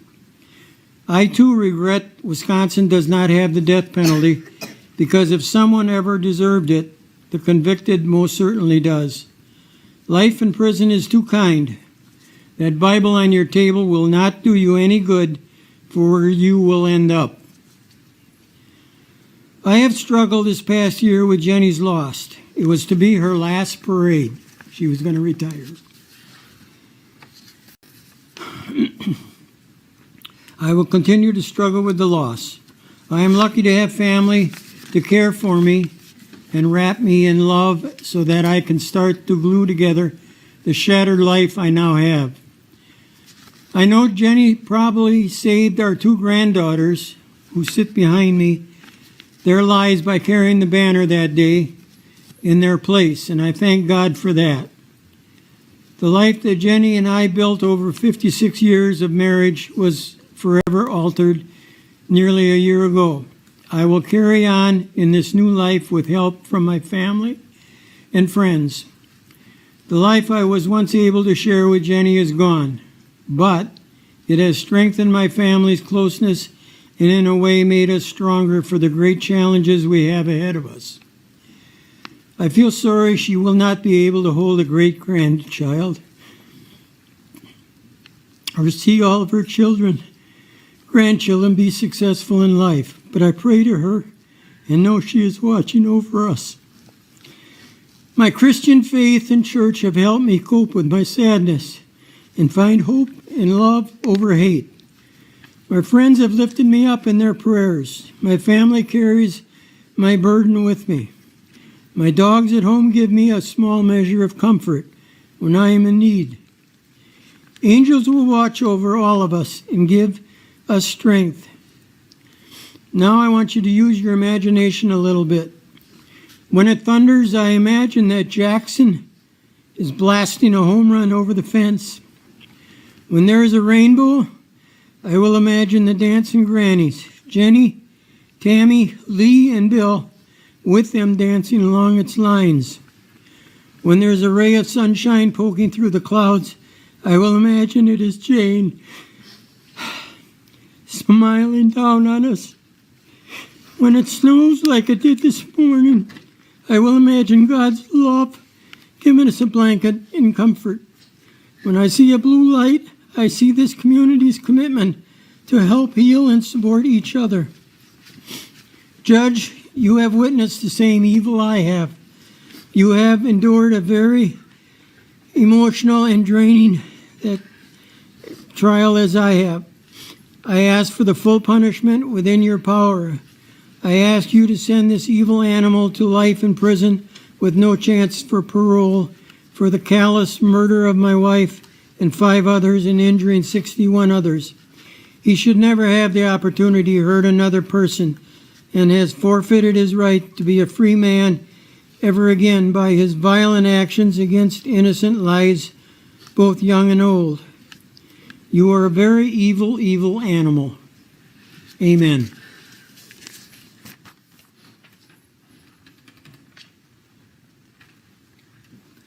I have one very brief statement from a young woman who was marching with the grannies, and then we have, I believe, 3 statements from one more family before the next group will have to be brought in. This is a statement from a young woman who was holding the banner with the grannies. And she marked down that the crime made her feel sad, mad, scared, and then also wrote in valuable. Asked if you were the judge, what would you do to the offender? She checked send them to prison, and then her own idea of make the offender go through the physical and emotional pain I went through.